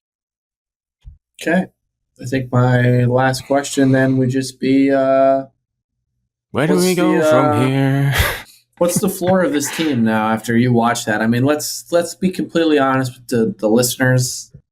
Like, that game, while the score looks close-ish, was not close as someone who watched it. Oklahoma tried to gift you everything possible to even make that a close game. You still couldn't do anything with it. Oklahoma pretty much dominated every aspect of that game, besides the scoreboard, I guess, which is the most important thing. But, yeah, obviously Michigan looked bad pretty much in all respects. Your kicker that doesn't missed a field goal too, so just all around. Tough. That's when you knew things were going really bad. Yeah, that was a low point. Is this the low point of the season, or do we think there are times that it gets worse? And what's the floor? No, the point of the season can't be week 2. No, it could definitely get worse. Michigan fans. Could be. No, I would say, but get a grip. I would say the floor is 8-4 if they don't get these things cleaned up and the coaching staff is as bad as they could be. But you would expect natural growth, I would say, over the course of a season. And yeah, like you said, it could have been a worse game. I do think, though, overall, like I didn't hate what I saw from our defense. Really, they weren't put in great spots because the offense was so bad. I think they played pretty fine. We did have a Derek Barnes PTSD moment where Wink dialed up a money blitz and Brandon Hillman just threw his shoulder into Mateer'd, didn't wrap up, and then Mateer'd scrambled and threw a 40-yard dot to the 5-yard line. That was pretty much what I knew when we weren't going to win the game for sure. I was like, well, that's the entire game right there because you had a sack for a punt, and it turned into a touchdown on the other end for Oklahoma. But Wink played. I mean, Wink did his job. He was dialing up blitzes left and right, and we were missing them left and right. So not really anything that he did. I still feel good about the defense. Long term, it's not like Oklahoma didn't run all over us too. That would have been mega. I mean, that would have been big time alarming. Well, good thing is that Oklahoma can't run the ball in general. That's what I've heard from national pundits. But yeah, and that might be, and that probably will bite them in their season because Mateer'd made some wow throws. He did have a classic. I felt so good in the beginning when he threw that pick. That was just a bad throw. He still does have weird mechanical stuff that kind of gets him in trouble. But he's a gamer. Like, he's a dude that you would love to have as your QB because he lays it on the line, not afraid to take hits. And the thing that I was questioning was, would his scrambling translate to higher athletes compared to past ones? And yeah, he just has that ability that you see some quarterbacks have where they don't look physically imposing, but the way he's able to cut, knowing where he's going down the field, and he can make defenders, even the best athletes, look dumb. So credit to him. I still really good.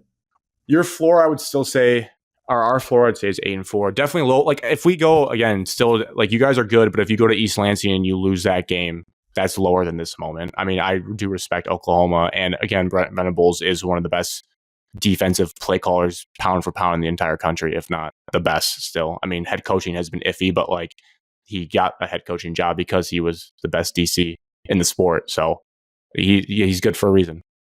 Trivia question. Evan, feel free to answer as well. That's right. Michigan, Texas. How many total yards do you think Michigan had in that football game? Versus Texas. 150. Evan? 200. Texas last year.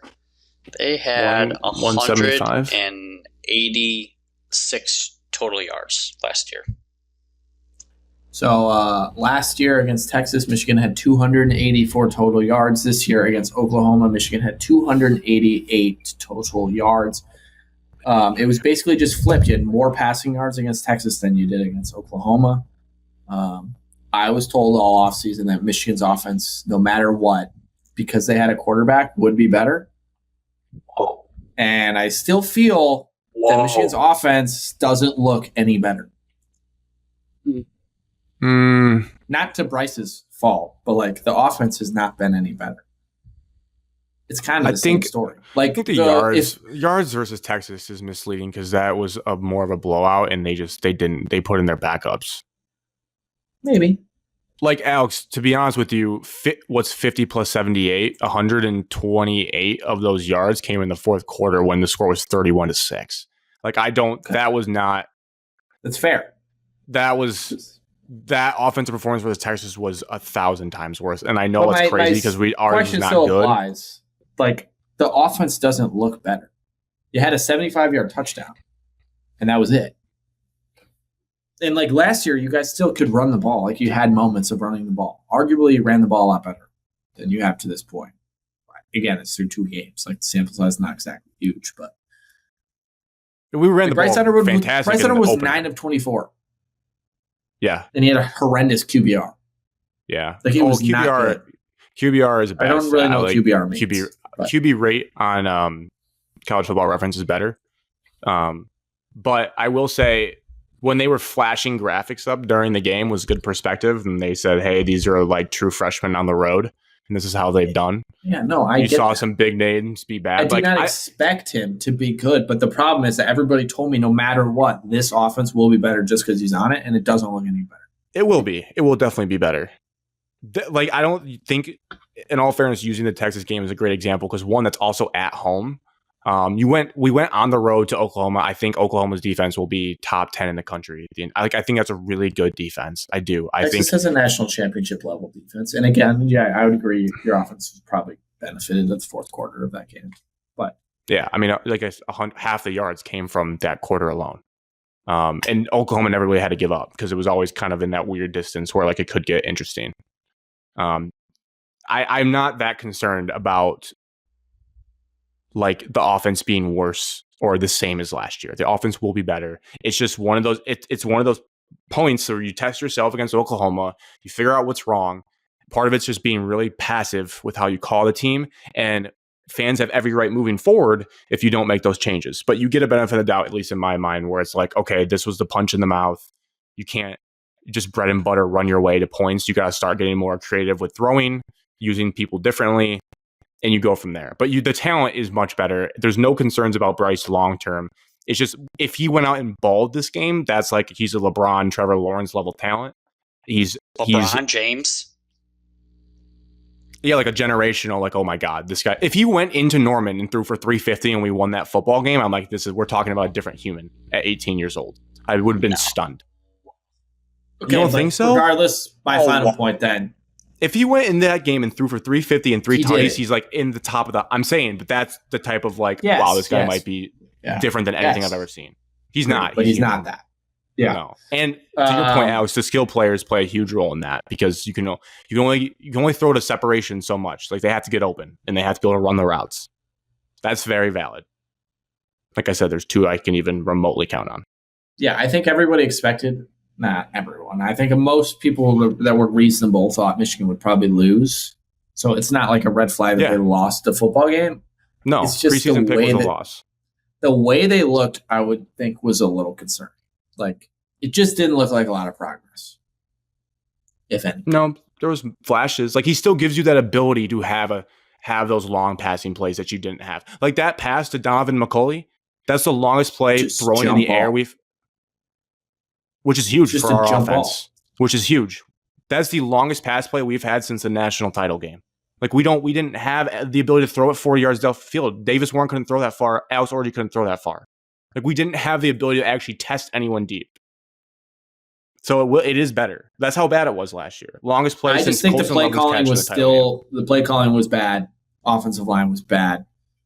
Bryce Underwood can only do so much as an 18-year-old with a shit offense. The bubble screen stuff earlier was bad. That was disgusting. There's no need to be going east and west on Oklahoma when they're as fast as you, if not faster. That's a good defense. It's a good defense. They were dialed in too. They knew, like those screens, they were on them like a second. There was no space to breathe. Better be ready to light the Central Michigan Chippewas up. Like I would be trying to put up some points this week to show people that you don't suck. I honestly would. I would laugh at that man if he gave me a pregame speech in the locker room. I think he's gonna wear the old heads in Michigan probably don't like the cutoffs. I think he's gonna look a little bit more buttoned up on the sideline for those games. I think they're gonna say, "Hey, let's keep the sleeves on, Biff." Nebraska's defense good. I don't think that's there. I mean, they've played Cincinnati. They gave up 17 there, and they just shut out their cupcake. So I don't know. They have decent team talent overall, but I don't know if that's the plan is still to lose that game on your schedule, right? That going into the year, yeah. I would honestly like that's our circle game. I would encourage Michigan fans that a lot of them need a break. I wouldn't watch the Central Michigan game, and I would just come back to Nebraska and see if we change. Because I'm going to be driving to Notre Dame. I don't give the Wolverines do against Central unless it's like a tight game. Unless they lose. And even if they lose, even if they win by 3, like whatever, I'll ignore it. Let's play Nebraska and show me what you have. Because everything needs to be put into that game. And if you come out passive, trying to bubble screen them to death, and we're not taking vertical shots, and we're not letting Bryce run, then we're wasting our time because he's good enough to do that. And you just got to go down with the ship. Strong fired, Bryce transfers. You know what the crappy part is? What's going to happen? What's going to happen is I'm ignoring that. I hate the overreaction. Bryce Underwood will be the Lincoln Riley disciple and wins a Heisman. I forgot in these 2 weeks with Michigan and the Lions, it's so annoying how people treat football season. Some people shouldn't be allowed to watch sometimes. It's like there are so many weeks in this thing. I 1,000% agree. People should not be able to watch so many football. weeks. Well, I mean, you said 0-17 yesterday, so. I did not say 0-17 yesterday. Was that I didn't. I did not. Must have been Wyatt. Like, if people can't handle the swings that happen in the football season, you got to step away from it. Because, I mean, no, but that's what makes it good is because people overreact. But, like, it's just hard to have conversations when people are like, yeah, like, it's doomsday. It's like, people, like, yes, Sharon Moore is making mistakes. But also, this is his first head coaching gig ever. And if we're saying that he never grows throughout this season, then we can circle back at the end of the year and discuss, like, hey, what's going to happen here? Again, he was the one that helped, obviously, people pay money, but he helped get the recruitment of Bryce to a point. He's recruiting well. So people need to keep the big picture in context. Like, I don't know if people thought that just because he was under Jim Harbaugh, he was going to be one of the best head coaches of all time as well. But that's really not how life works. So It's just crazy that people are like, yeah, he's got to go right now. It's like he can get better. Let's get to the next team then with the overreactions because those are common. I will say one other thing that might be hypocritical though, but the Sharon other dumb thing, the questionable decision to punt from the 38-yard line when you have Zavada, didn't help himself again. He kind of was like, yeah, normally in those cases, I defer to my special teams coaches. It's like, dude, this guy needs to start. I will say the red flags are he needs to start taking accountability in the post game and stop being like, I go to them. Like, that's a loser mentality. Wear it, say, I should have said yes, kick it or whatnot. Don't say, I consult my special teams coaches. So Any thoughts on the WWE runouts?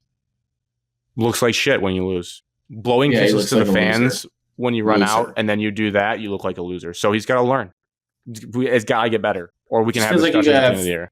You have Mel Tucker coaching you guys.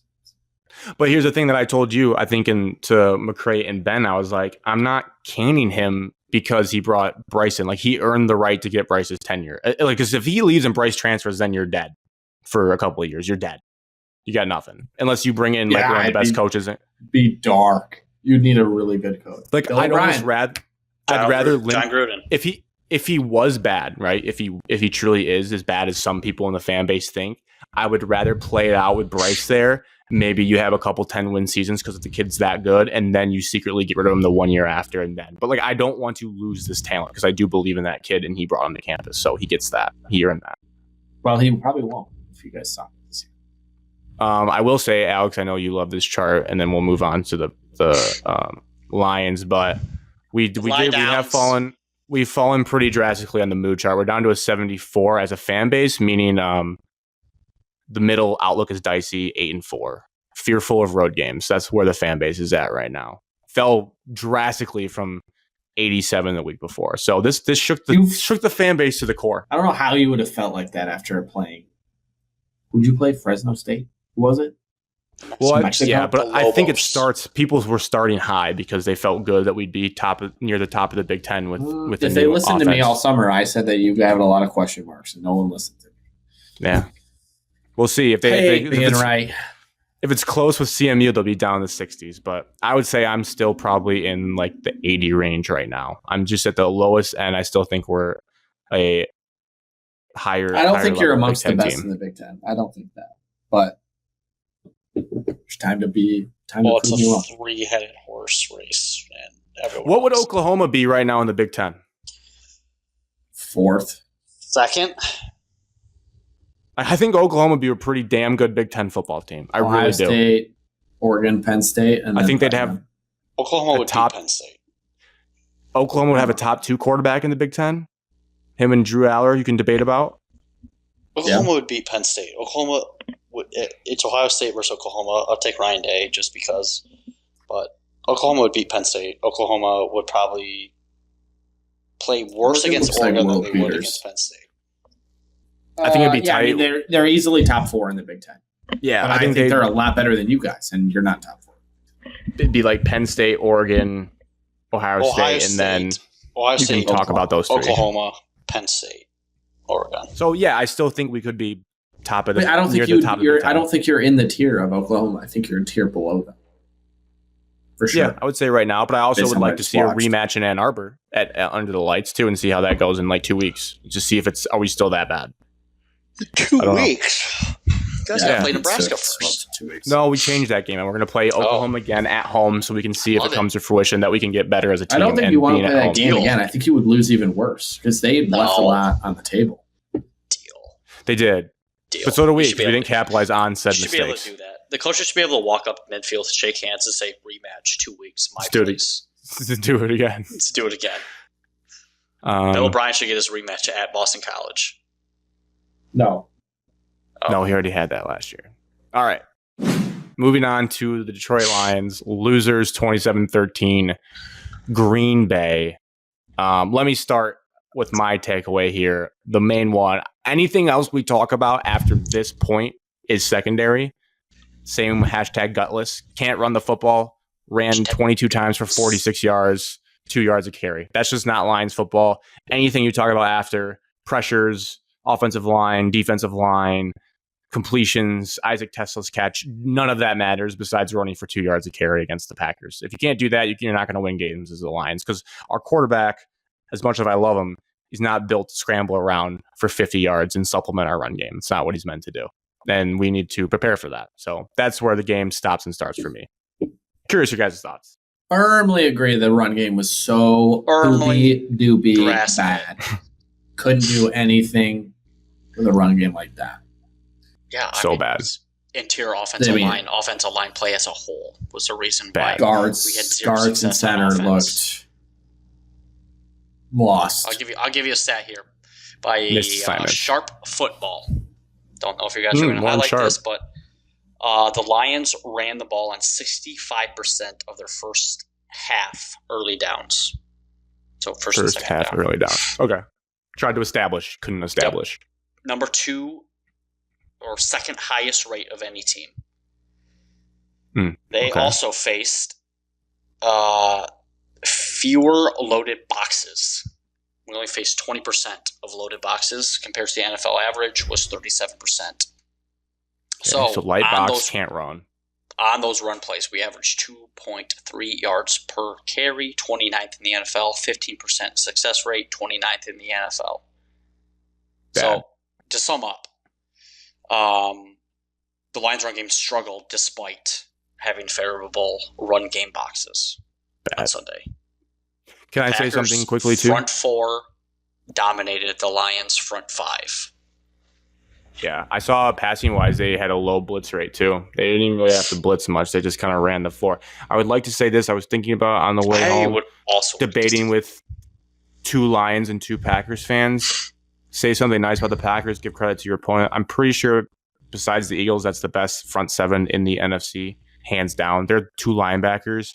I know people like to make fun of Quay Walker because he kind of has blow-ups, and he's matured a lot since his rookie year. He's a Georgia dog. Adrian Cooper is a stud. And when you think about Michael Parsons, Luke Van Ness, and Rashawn Gary, that's a problem. Those 3 players. Well, I'm not going to get in that debate because if you put Parsons and Gary with Hutch, I think he would have fell into one. Oh, so now we got a front office issue in the lines that we've all been asking for the last 4 years.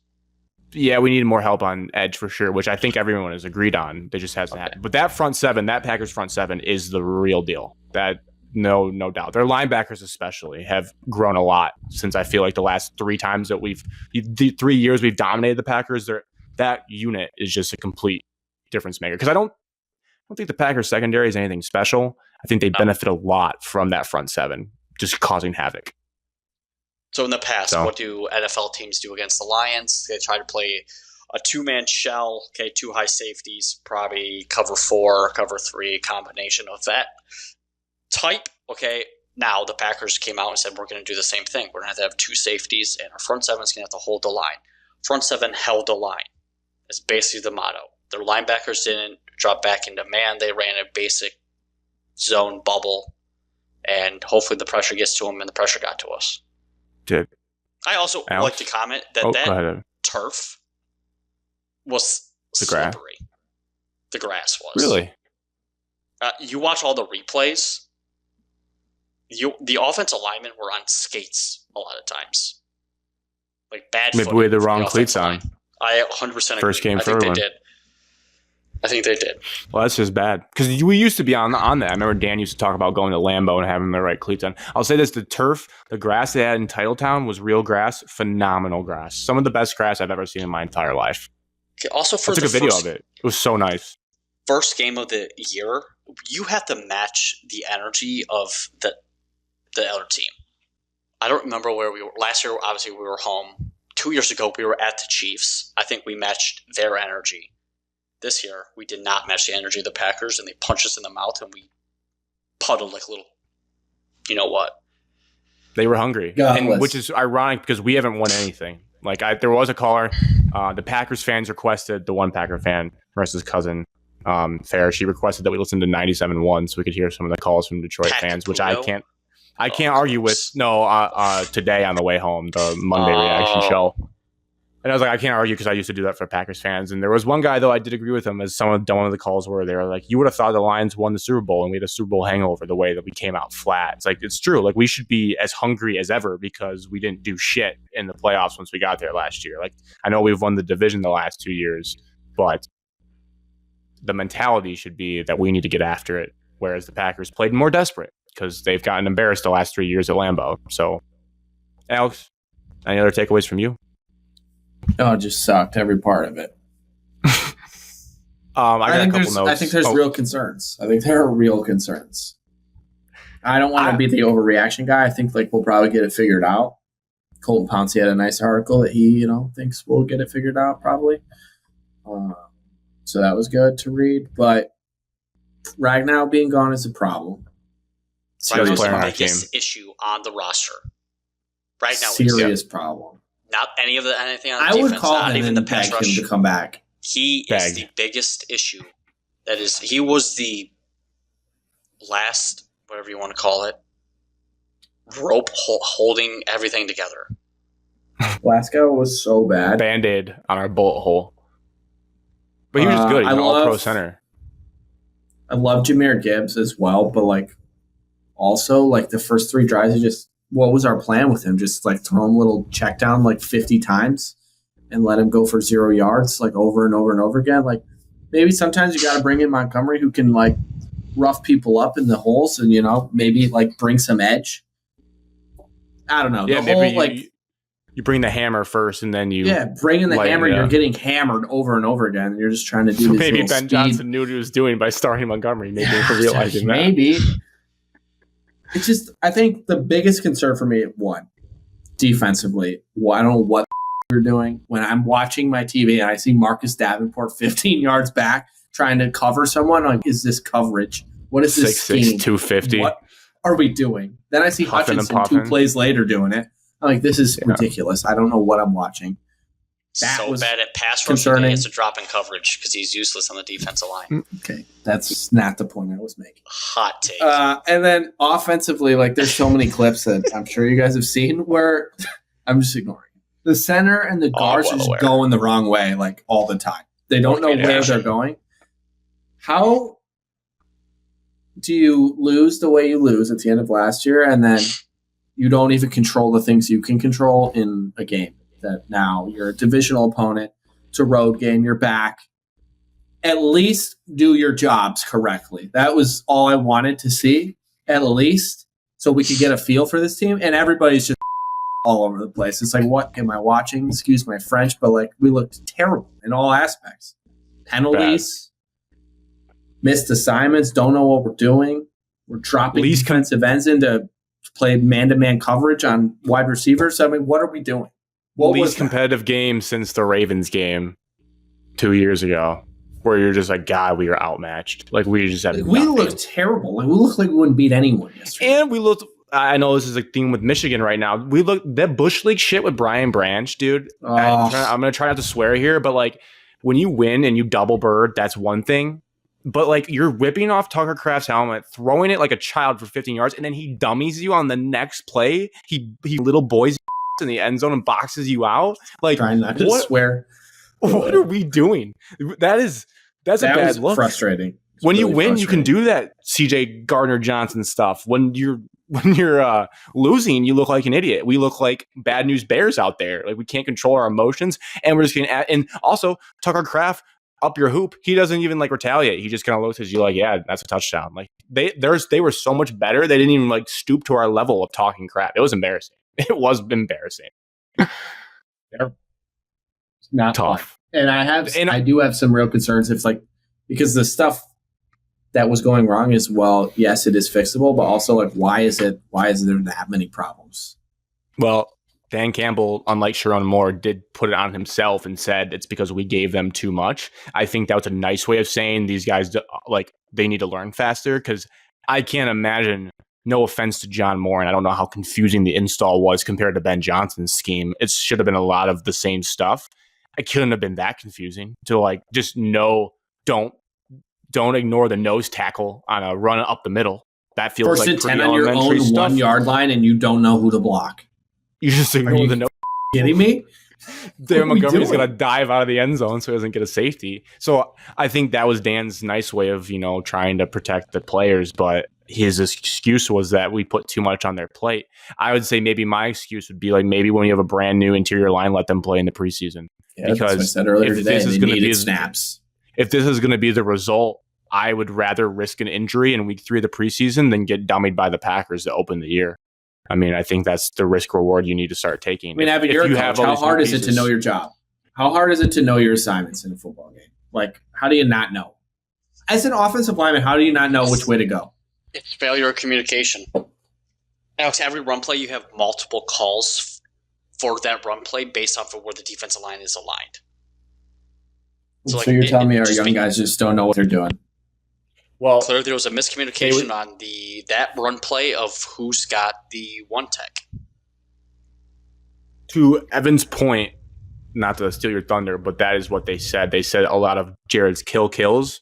Some people weren't hearing them. Some people were hearing them. Crowd noise, rookies. So maybe Ratledge is running the first play, and Mahogany and Glasgow are running the kill play, and that's how you get people going in different directions, not blocking. But that's Frank Ragnow, because you had Frank Ragnow as a center, like making sure everyone on both sides of him knows what they're doing, maybe like a butt tap or something. Like, it was very clear what we're doing, and that is something they got to work through fast, because, I mean, it's not going to get any easier. It's the NFL. I also just don't think Graham Glasgow is a good leader, and he is our center, and I don't think he is very good at that. I've watched some interviews with him, and he just doesn't seem like a guy that gives two shits. Good news is, you know what the Lions are going to draft in the draft next year. Center? Yeah. We could have got our guy from West Virginia that we sacked, Frazier, who's sick for the Steelers back in the day. It's also not to give excuses, but it also, and I'll always be grateful for Ragnow, but when he retired does play a factor, because we did draft a guard, thankfully, but if you knew. We knew. They did know. He told them all offseason. He's fully transparent. Okay. Then I take that back. If people knew, then I guess, then you were ready for it. That's out. That excuse is out. People knew. We have concerns. We have real issues. It's one thing to lose. It's one way to look that way. Yes and no, and maybe this is a piggyback from the Michigan segment, but I'm still not to the point where I'm overly concerned. I still think we can be a good team. I still would, if you gave me plus 250 odds, I'd still bet us to win the division. I'd be surprised if we didn't win or didn't make the playoffs at the very least. I'd be very surprised if we didn't. But yeah, there's a lot of stuff to clean up from week 1. We're going to learn a lot next week. Ailing concerns of the roster after we ended last year is still the same concerns that we have starting week 1. Amen. That's frustrating for fans. I do get that. It's tough. Well, although offensive line is now somewhat of a concern. No, that offensive line was a concern. Well, at the end of last year, you're right. After some of the turnover, yes. When Zeitler and Ragnow end up going, you're like, oh, last year's team, we were not worried about last year's offensive line. We were worried about the pass rush. When we lost to the Commanders. Yes. Defense as a whole, honestly. Defense was better in the second half. I would say if you had some of a pass rush, I think some of those don't happen. When you're blitzing 5-6 guys and you still don't get home, that's an issue. Yeah. The drive where they had two passes for a touchdown was just oh God, that's not good. That was a sinking feeling. Because we own, it's a misleading stat, but time of possession dominated that. I think we had at one point I looked at the scoreboard, it was 25 Lions, 12 Packers. Didn't matter a lick to the final score. Because they scoring as well. Nothing. Just that long drive after the halftime when we had momentum and we just settled for a field goal. And then we got the defensive stop, and then offense, it was crazy.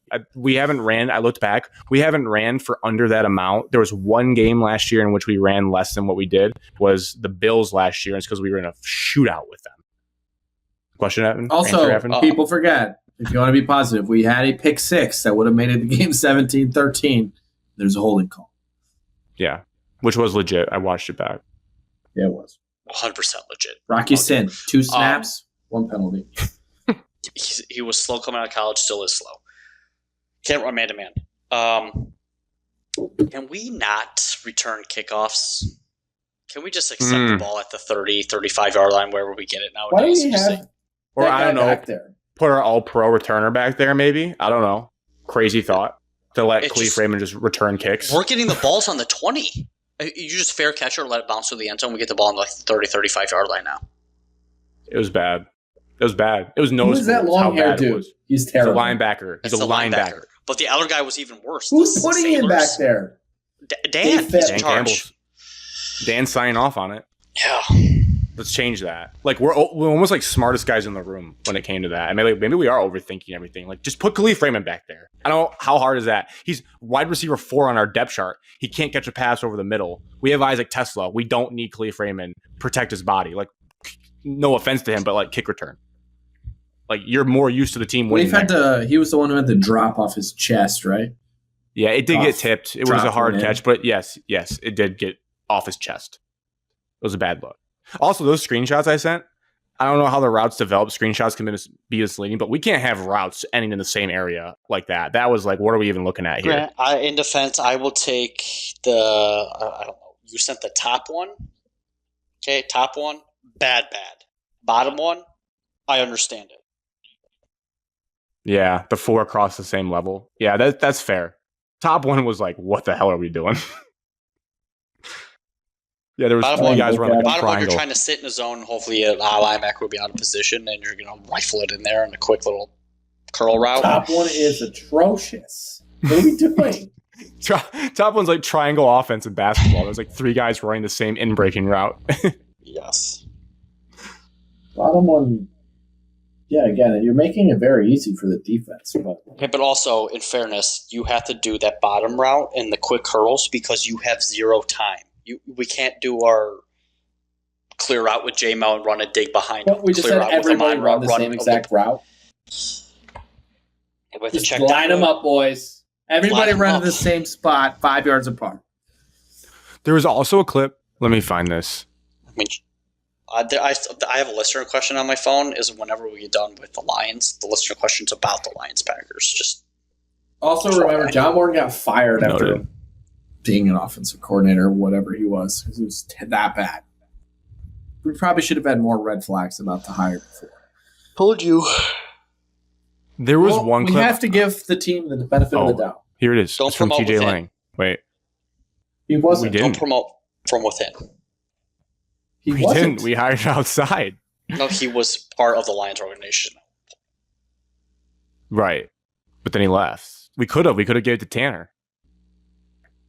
So this was one thing about the scheme where I just have serious questions where players messed up a lot, but like watch what they're asking Laporta here to do. This is from TJ Lang. Great breakdown. Questions. Laporta's job is to block Quay Walker.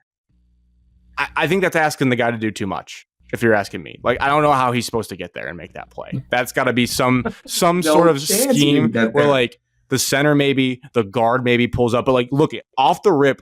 He's eyeing 7. That's not fair to Sam Laporta. I'm not going to ding him. That's a coach asking him to do way too much. That's an insane scheme if that's how this was drawn up. Okay, because he's never getting there. I need you to go back. Okay. I don't know how. Break it down, Coach Cadmus. Jameer Gibbs isn't getting. You want me to go slower? I'll go slower. Yeah, I'll play devil's advocate here for both sides. Okay, if you go back to way to the beginning before even if it's snapped. Yeah. Shot out. Play recognition from the linebackers. Keep going.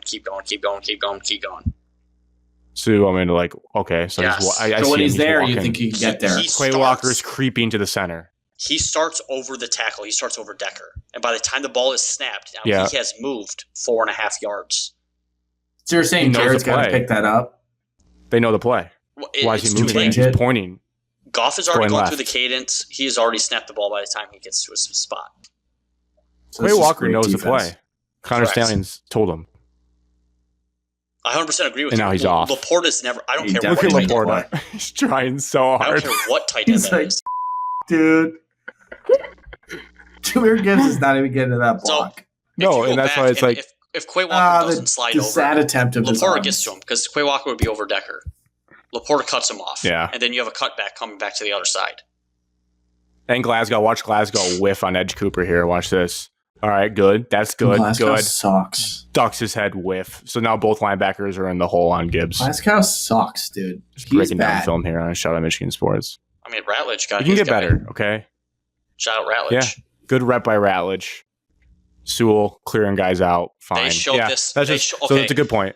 Grant, on TV, they showed this exact play, but the camera angle was from like the left side, so like over by Sewell. And I think this could be a scheme issue, but if you run it, I think Sewell's helping too much on the outside. Okay, Sewell's got to sell the edge. Okay, I get it that we're trying to come off this zone and we're trying to go right off of Ratledge's butt, 95 right here. You see it right off of Sewell and Ratledge's butt. I think he's helping too much. And then because with him helping too much on the edge, he now can't even see 56 out the corner Cooper? of his eye. Because if he was trusting looking inside, Glasgow to get there. Yeah, if he's looking on the inside, I mean, he picks that up, and now we have a little bit better of a run lane because 7's halfway on the ground. Yeah. I mean, it's a good illustration of bad overall. We had missed assignments, and then we had technically like the right assignments and just couldn't get to the right spots. It was bad. I had Khalif Raymond on my thing. Nice intro, positive. Isaac Tesla. I can't think of a better first catch ever in the NFL than that. That was one of the better catches I've seen, honestly, of all time. It didn't matter whatsoever, but kind of just gives you the guy's. He's built for it. He's built for the moment. He scored a touchdown. Yeah, can hang our head on that. If it want to make Lions fans feel any better, the last 3 years we've started 1-1. So assuming we do take care of business against the Bears, which can be an if, but if we do, then we're right where we have been the last couple of years, even how bad week 1 looked. We're also, this is a stat from Timothy Brandon on Twitter. The Lions are 7-11 in the first 4 games of the season under Dan Campbell, with a 2-3 record overall in week 1. All 3 of the Lions offensive coordinators have lost their debut and were down multiple scores during those week 1's games. So that's a guy trying to tell you this has happened before. It'll get better. Again, each person's different, but I guess that gives you a little bit. Dave Burkett, a little history. 5 teams started 0-1 and made the playoffs last season, so no need to panic for playoff hopes. Stat of the day. But isn't it like NFL teams starting 0-2 will have like a 15% chance of making the playoffs? Worse. 0-3 is the death mark, which we have to avoid because we play the Ravens in week 3. So next week's the biggest must-win in the Lions' history. Jared Goff has played 20 football games with an offensive coordinator not named Ben Johnson or Sean McVay. What is his record? 0-19-1 or something like that. 0-19-1 with an offensive coordinator not named Ben Johnson or Sean McVay. I mean, there's a lot of context for all the Goff haters. A lot of context has to be given. The Goff haters will love that stat. I mean, we're talking about Anthony Lynn with like a talentless Lions team, so that's tough. It's a mean stat. I don't know if it tells the whole story. It's convenient though for people that do hate Goff and think it's just the coordinators. Like granted, Goff's mobility was a problem, but yes, but wasn't last year. I understand his stat line, like whatever. He completed a lot of passes for like the lack of anything that we had going on. Like I was actually surprised when I looked that he was 31 of 39.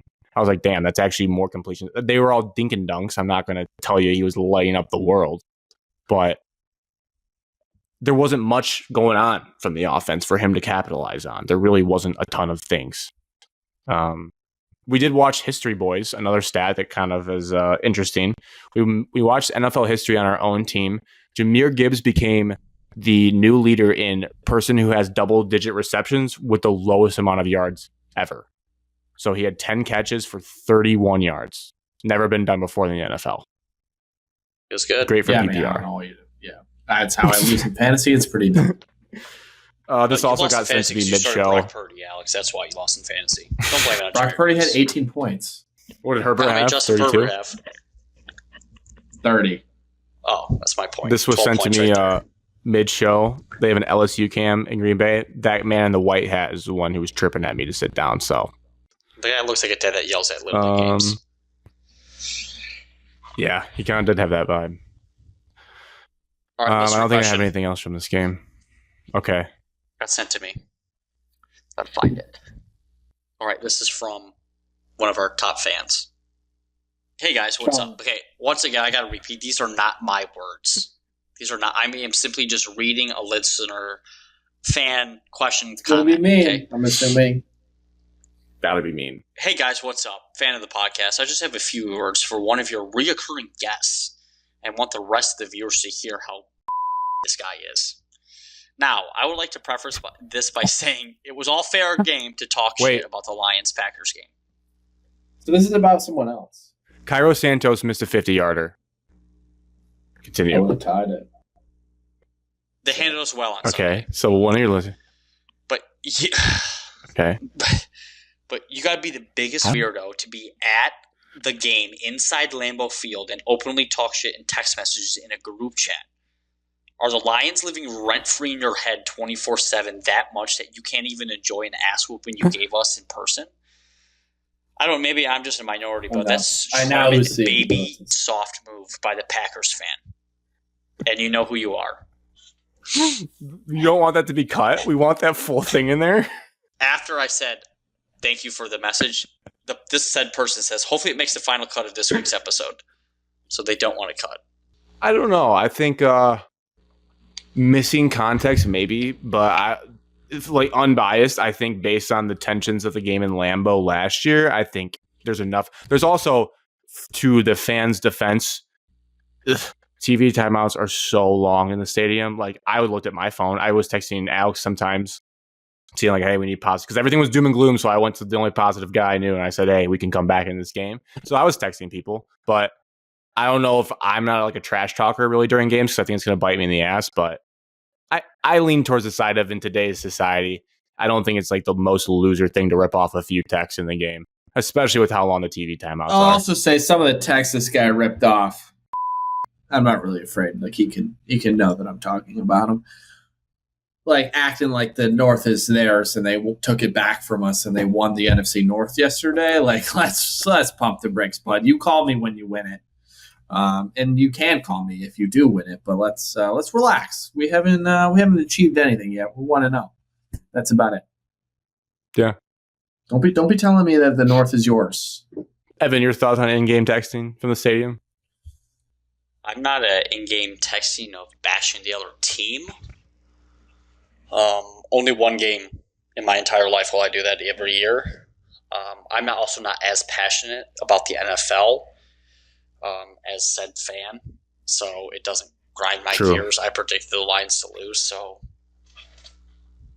I was low-key happy that I was right. You gotta give him that. He is passionate. In our pregame chatter, he was thinking like it was going to go bad for the Packers. He was fully like prepared for that, so I think it stunned him. It stunned a lot of Lambeau based on my boots on the ground. There was just one text message that irked me. So, what was it? Every time that he did the Jared Goff, that pissed me off. Yeah. Okay, the if it does make Lions fans, because he got sacked and it wasn't even his fault. Just Ratledge got absolutely abused up front. I was like, how's that even his fault? If it makes Lions fans feel better, it is safe to say that the Lions did do some emotional damage to Packers fans. I mean, we've won 3 times in a row there, and like I said, multiple Packers fans, you could tell they were still nervous even though the game was done. And we've even brainwashed them so much that their coach is now going for questionable 4th downs that our coach used to go for when it's the right decision. And multiple people near me were saying, no, we need to just take the 3 points here. Like, they're still learning how to play Dan Campbell aggressive football. So we have left an imprint on them, which is a credit to us, how fast that we were able to come in and kind of shake up the North. Never forget to Trey Flowers' hands to the face. Like, Don't forget. Still hate that. I mean, it's week 1, so it's tough, but I think Lions coming to Lambeau is like one of the biggest games that stadium sees every year now because of where we're at and where they're at. So it's a big game. It just happened to be week 1. And everyone gets testy in week 1. That's how this football season goes. People give all their energy week 1, good or bad. And then the real fans, we're there on week 7 when we're playing the Browns, when we're watching ball, we're seeing what's going on. So just win this week and everyone's fine. Must win. Yeah, that's the preview. Must win. I mean, I could not be more serious, because if you lose this game, you're 0-3, and then we're seriously sitting here talking about missing the playoffs, which I do not want to do in a couple weeks. I don't want to have that discussion. I want to beat the Bears. Justin Jefferson! He just won me my fantasy matchup in my other league. Nice. Great ball by JJ on that touchdown. All right, now we need a 70-yard Cairo Santos field goal, and we can do it. That's all I have. I'm sure you guys think must win. Can't lose to the Bears. If we lose, I'll hit the panic button next week for the people because we would be staring down the Bears. Bears pass rush is pretty good. They say the biggest jump in the NFL is week 1 to week 2. If it makes you feel better, Evan Darisaw is out for the Vikings tonight, so I think this Vikings O-line might be a sieve. Which I guess we are as well. I don't think that matters. He got cooked by Fingernail Boy is not ready yet.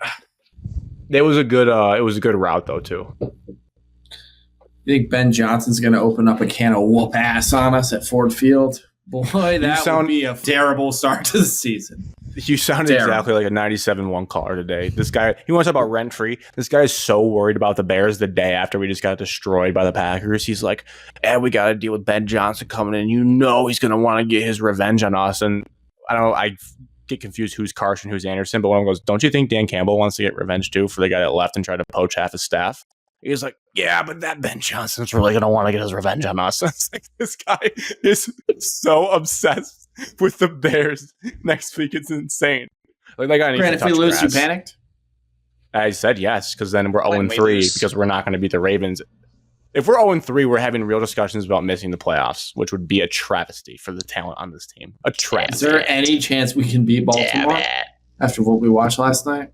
0. No. All right, that's the show. Cheers to 224. My teams are in a free fall, according to the internet. Stop watching football. Thing. Not worth it. I don't know when we're doing our show next, but get your prediction ready for total points in middle school football. Game a week from tomorrow. I'll be ready.